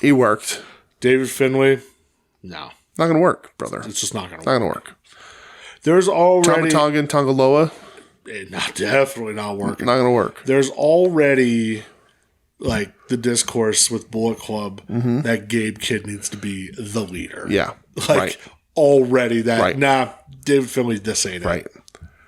And in a way, I mean, actually in a lot of ways, I think it's pretty obvious the rise of AEW has hurt New Japan. Oh, 100%. Because that's a different place to go work. Yeah. And, you know, people are going to want to do that and make your money. Yeah. But like, on the other side of that, I really like Shooter. Yes. And I think that they saw the writing on the wall and forced the Musketeers name onto those guys. Yeah. Right? I think that's unfair for them. But I think Shooter's really good. I think the fans are getting behind Shooter. They are. And Yoda too, but I see less of him. Just personally. Like not sure. Because they're using him any less, it's just who I'm watching. Sure. You know, and I think that Shooter has the connection with his dad being Red Shoes. And he's a handsome man with nice hair. Who's getting a good reaction, who Ospreay is handing stuff to. That helps. Absolutely. right? But it only helps as much as you're willing to let it help you. Ospreay did what you're supposed to do on the way out. Right. He's trying to elevate the young But remember kids. when he had that match with El Phantasmo, and it was like he's like pointing, going, "Hey, here's my buddy, and here's what he can do." Here it is. And he's just tagging up with Hikuleo. Yeah. Right? So they put him with it's the gorillas of destiny. right. There's only so much a talent can do in your company if you don't give him the keys of the kingdom, right? And maybe Shooter's young. Maybe he's not ready for it yet, right? Okada's still super over. Yeah.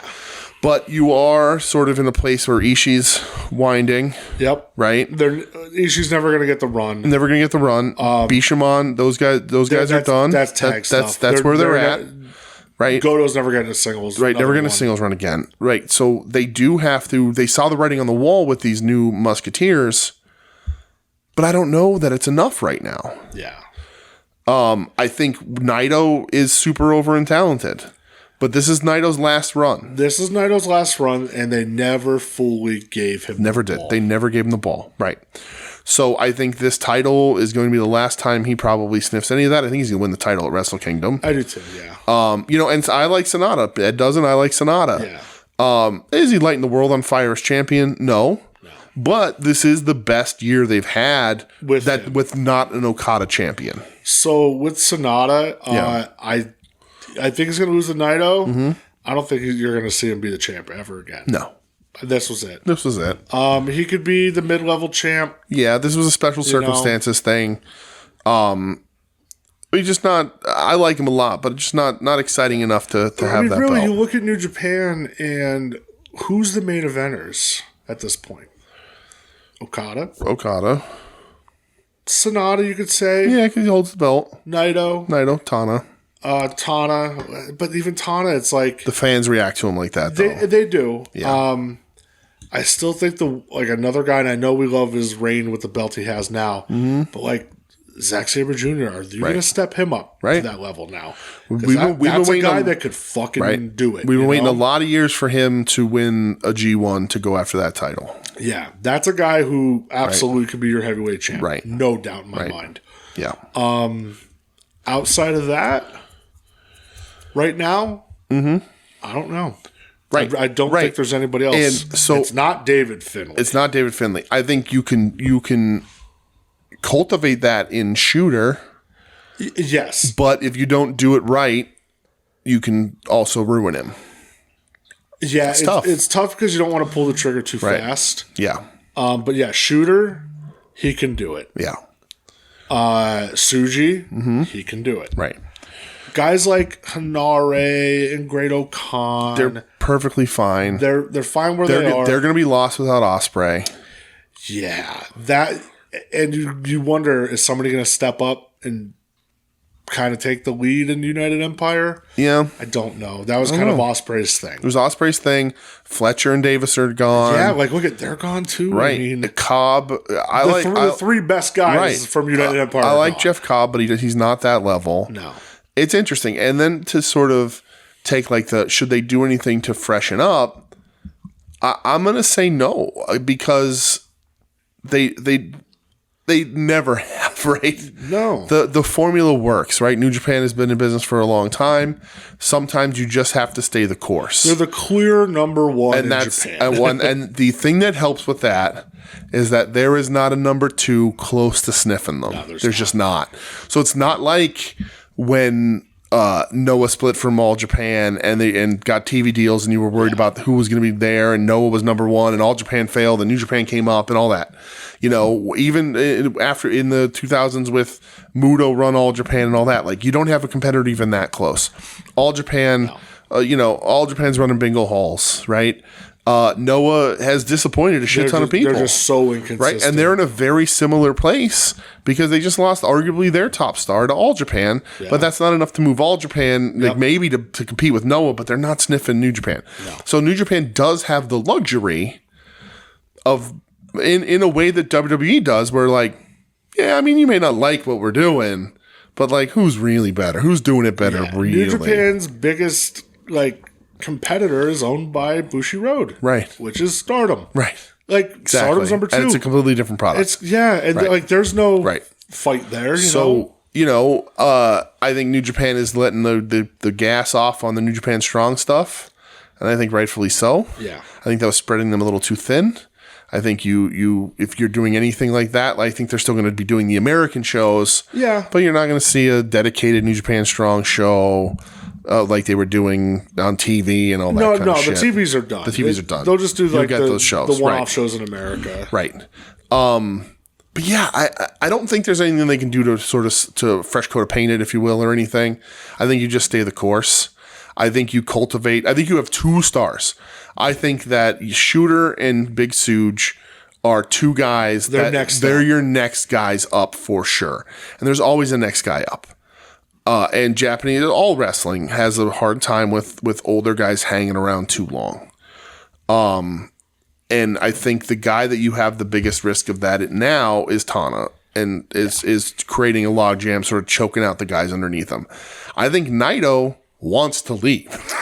I think Naito wants to be done. Yeah, and there was a little more like further in our Discord channel today, where we're talking about like Naito a little bit, and I think it was Mike made the point of like, listen. They were saying the same thing about Tanahashi, the same age when Naito was. Right. And Naito is not nearly as broken down as Tanahashi is. But he's, he's up there. He's in his 40s. Right. now. And Naito's having much better matches. So his G1 to 2 matches in the G1 were fucking great. Incredible. Right. Which is the thing is what you do with Naito, and it's sad on one hand and it's the right thing to do on the other.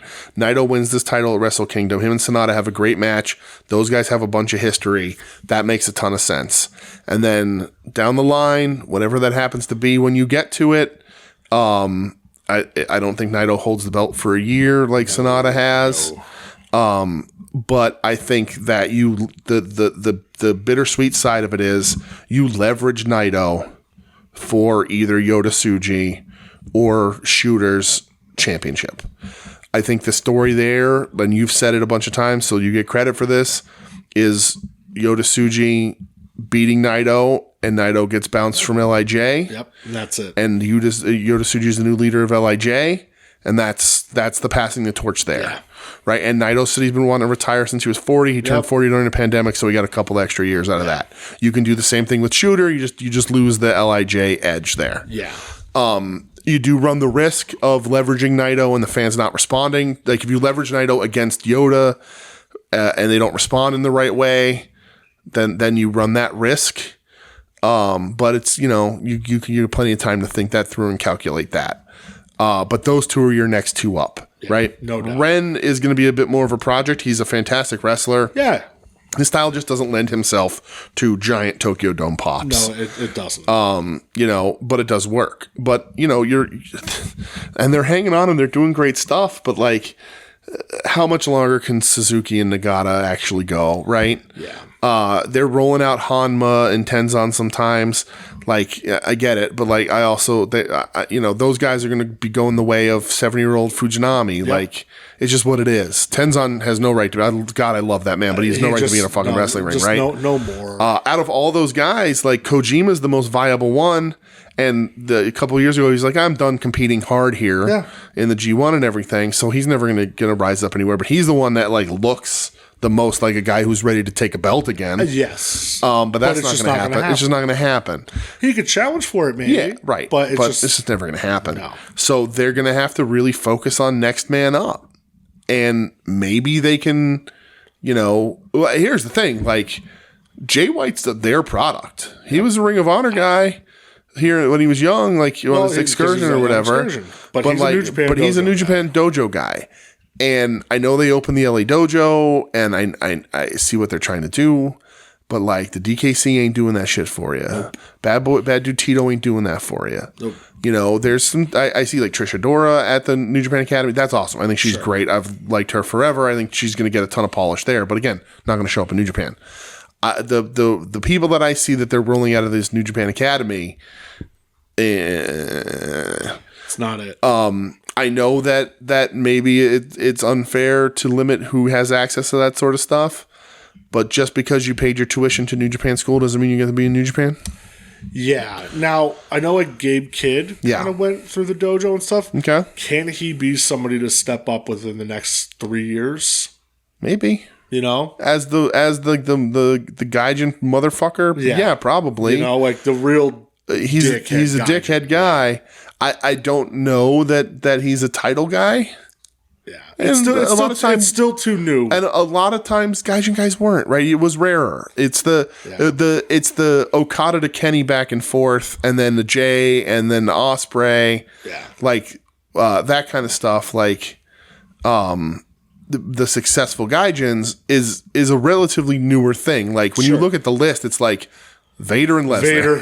Vader, Lesnar, Angle. Right. That's it. So, you don't need Bob Sapp. Right. You don't need a championship level gaijin, but you do need some troublemakers for your title holders. And Shooter and Big Suge. I mean, I know I keep repeating myself, but you benefit from not having a clear. Nobody's coming up from behind you to knock you down. Yeah. So you can set up the pins the way you want them. It's not even. It's like a. It's not even so much taking a risk with them. Mm-mm. You know. I mean, they're already getting huge reactions. Yeah. You you don't want to put too much on them and screw them up. Yeah. But they're getting really good reactions. They have, the Mox connection to Shooter helped him so much. Absolutely. Now the Osprey connection to Shooter is going to help him a ton. Yep. And they've been having great matches. So that's a lot of it's on them. Yeah. They got to come out and not have stinkers. There's 2 wild cards that in play that I think wild card bitches. Yeah. There's 2 that I think can freshen it up a little bit. If you can bring in Nakajima. Mm-hmm. I don't know his contract situation. Don't know. But if he somehow comes in, that freshens some stuff up. Who the fuck was I just thinking of? Oh my god, I just lost it. Oh, if you can get Kaito Kiyomiya right to come over Yeah. and just be full time in New Japan. Right. Because no ain't the place. Nope.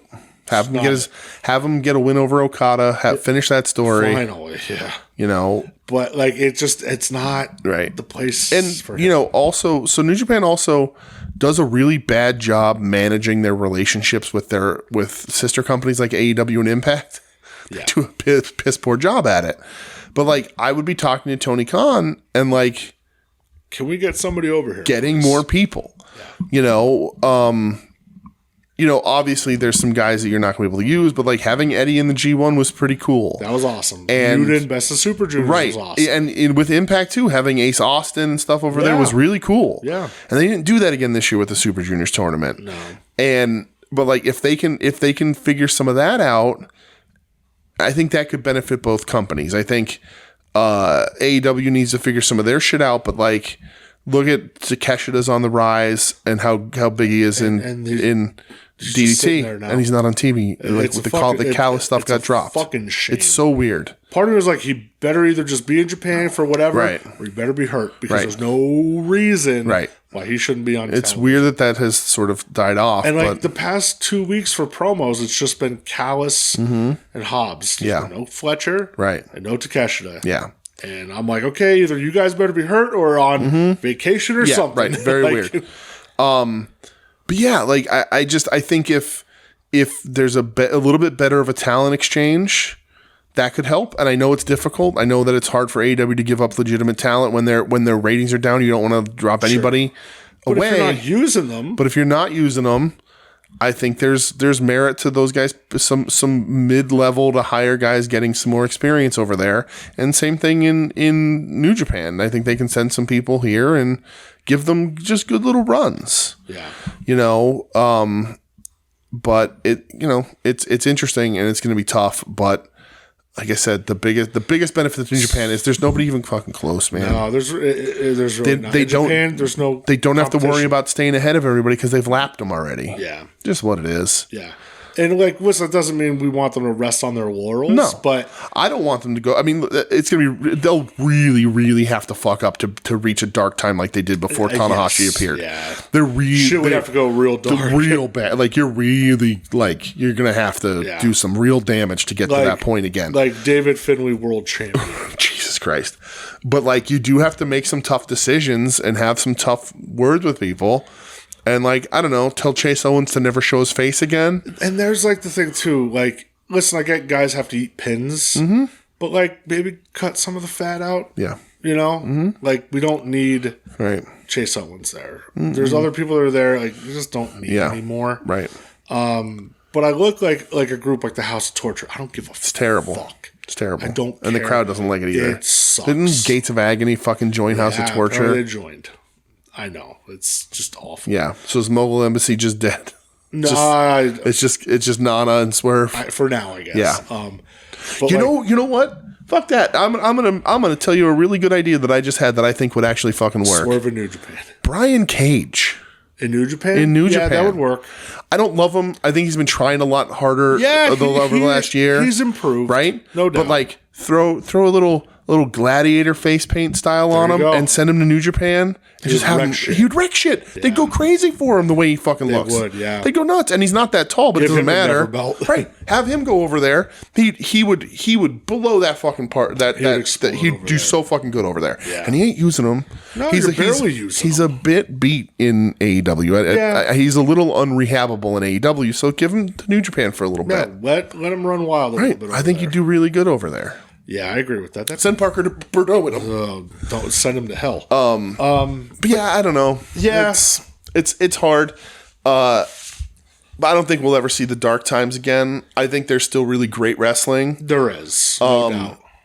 But there's going to be a bit of a minefield they're going to have to weather. There is a lot of stuff in New Japan that I just don't give a fuck about. Right, there's a ton. Right, absolutely. You're pushing David Finlay. I don't care. I won't House watch. of Torture. I don't care. Right, won't watch. You know, it's just I'm good on all that. Right, I could even. Now again, listen. In a month from now, when Wrestle Kingdom's coming around, right, we're gonna be jacked. And that's the thing too. The perception right now is tough. This is the down period for that company.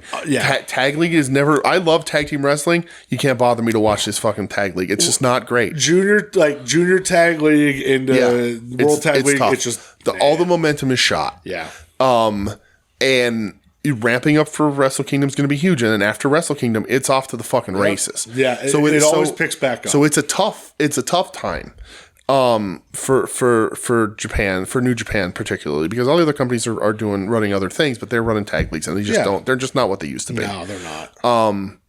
But you know they'll be okay. Yeah. They'll figure it out. Wrestle Kingdom is a reset. And there's gonna be some tough choices. I could make the argument for the Bullet Club as a concept has run its course. Particularly if you're gonna have David Finlay fucking run it. Even if Gabe Kidd is good and everything, they're not. They're panty wasters, all of them. Like they just don't. Like I like them. Gabe Kidd's had great matches, but like the nice thing of the Bullet Club was that like at kind of any moment they had the best wrestler in the world. They did. AJ Styles, Kenny, Finn Balor to AJ Styles to Kenny Omega, right, to Jay White. Right, like, you really had that's four big and now you're just it's just full of mid carders, and it's NWOB team. Some of those guys can grow, I think, for sure, but it's going to take a bit. It's like when you would watch Nitro and the NWO would come out, but it was like Stevie Ray. Hey, you'd be nice busting out people with the slapjack. Yeah. So, it's all like neck bones. It was tough. It was tough. Yeah. It was tough. But, hey, Tim. They'll be all right. I hope we answered your question. Yeah. I really do. I hope you stuck around long enough to get to it. Yeah. Love you, baby. Hey, if anybody else has any more questions. Yeah. Tim, you want to send a question every week, brother? Send questions, absolutely. I'm down with that. Yeah, everyone will call me any names, you go right ahead. It's late enough in the podcast, I can say that now. You buy anything this week? I did, brother. I bought We both bought the Ultimate Edition Coliseum Collection because it was buy one get one free. $35 for 2 Ultimate figures, and they're fucking fantastic. What a steal. They're so good that I was like, I should have bought these when they fucking came out. That's how fucking good they are. I know the picture you sent, and I was looking at them before. Did you look at them? Dude, they're so good. That the rude. rude with you can pose with the fucking thing open. Incredible. It's great. And that the kissy face is in the little container. Yeah, and the Damien. The Damien's fully posable? painted. That's crazy. And it's fully posable, so you can bend it any way you want. Man, those Ultimates, dude, crazy. Crazy. They're just the best wrestling figures They're out. fucking incredible. It should be here tomorrow from Turnquist Belts, our Ring of Honor titles. Fuck yeah. So they'll be here so we can put them on Eddie before he potentially loses them. You know we're gonna have to get whatever the Continental belt is. I already talked to him. I got 2 when he made he's like I can't believe they didn't unveil it yet, but when they do, I'm making it and I'll put you down. So that's already there. So that's awesome. I got a Nintendo Switch. You sure did. That was on Black Friday. So that was cool. Went in the store for that. So that's been fun. Been playing a lot of Mario Kart. I like Mario Kart a lot. Oh yeah. I'm very bad at Super Smash Brothers. I haven't played it in years. I would be terrible at but it. It came loaded on. It's a Smash Brothers Edition OLED.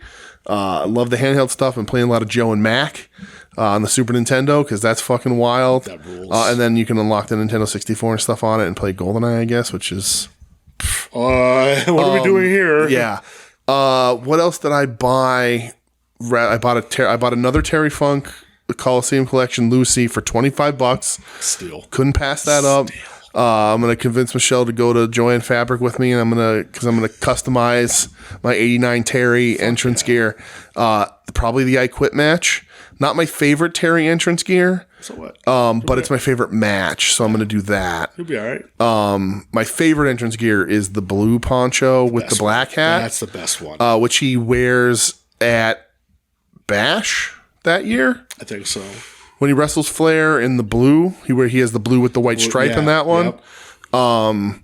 But I think I'm going to do the red. I don't know, but also he has red with the Coliseum collection, even though it's like the red leather that he wears in WCW. We'll see. I'm customizing a Terry. I love it. One way or the other.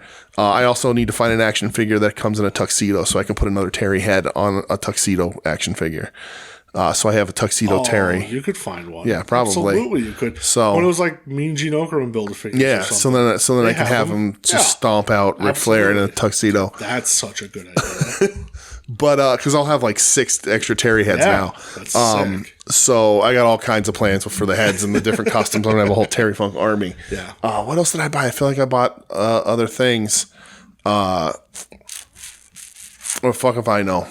Go ahead. Fuck if I know. Yeah. Go ahead, buddy. What'd you buy? So one of your Christmas presents is currently sitting in my car. Ooh. I'm waiting on something else to arrive. Oh. For myself though, Ringside put up like a new Black Friday sale, Black Friday 2.0. Yep. And I've been eyeing up this figure for a little while, and I was kind of back and forth, and I'm like, I don't really know.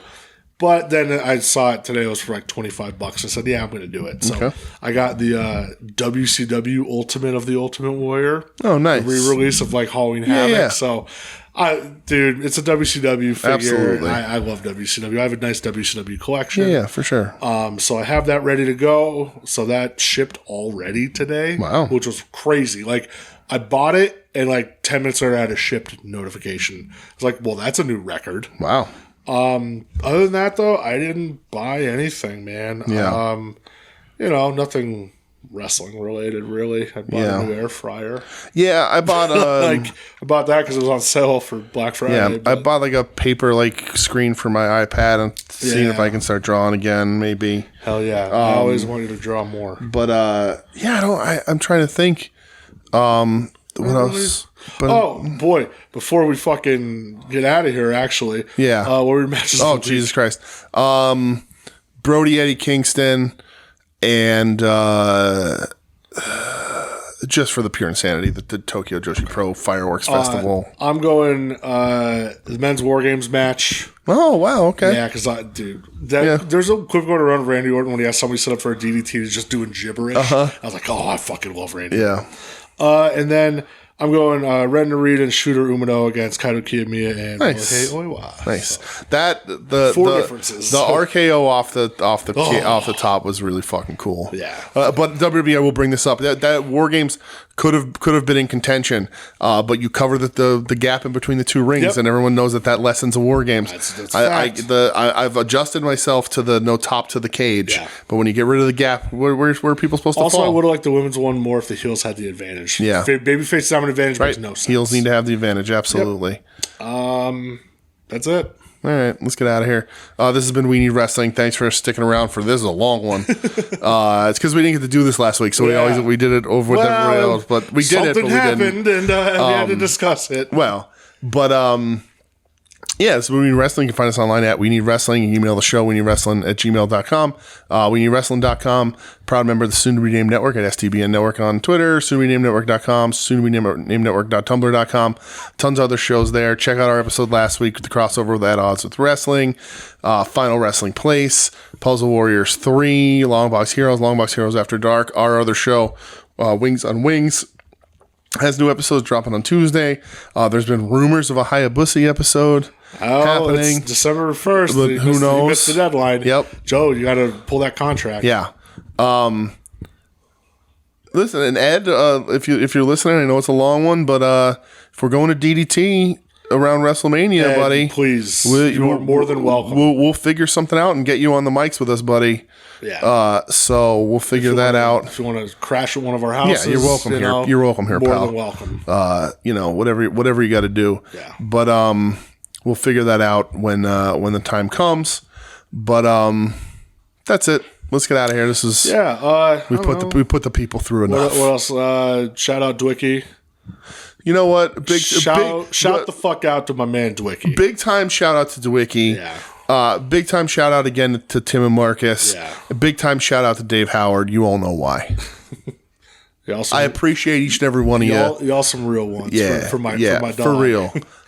Big time appreciation right there. Cuh. You all right, Cuh? With that, I guess we'll just say, I don't know. Look in my eyes. What do you see? CM Punk is fucking back. You cry babies. You're listening to the soon-to-be-named network, the Lamborghini of podcast networks. Knock it off, nerds!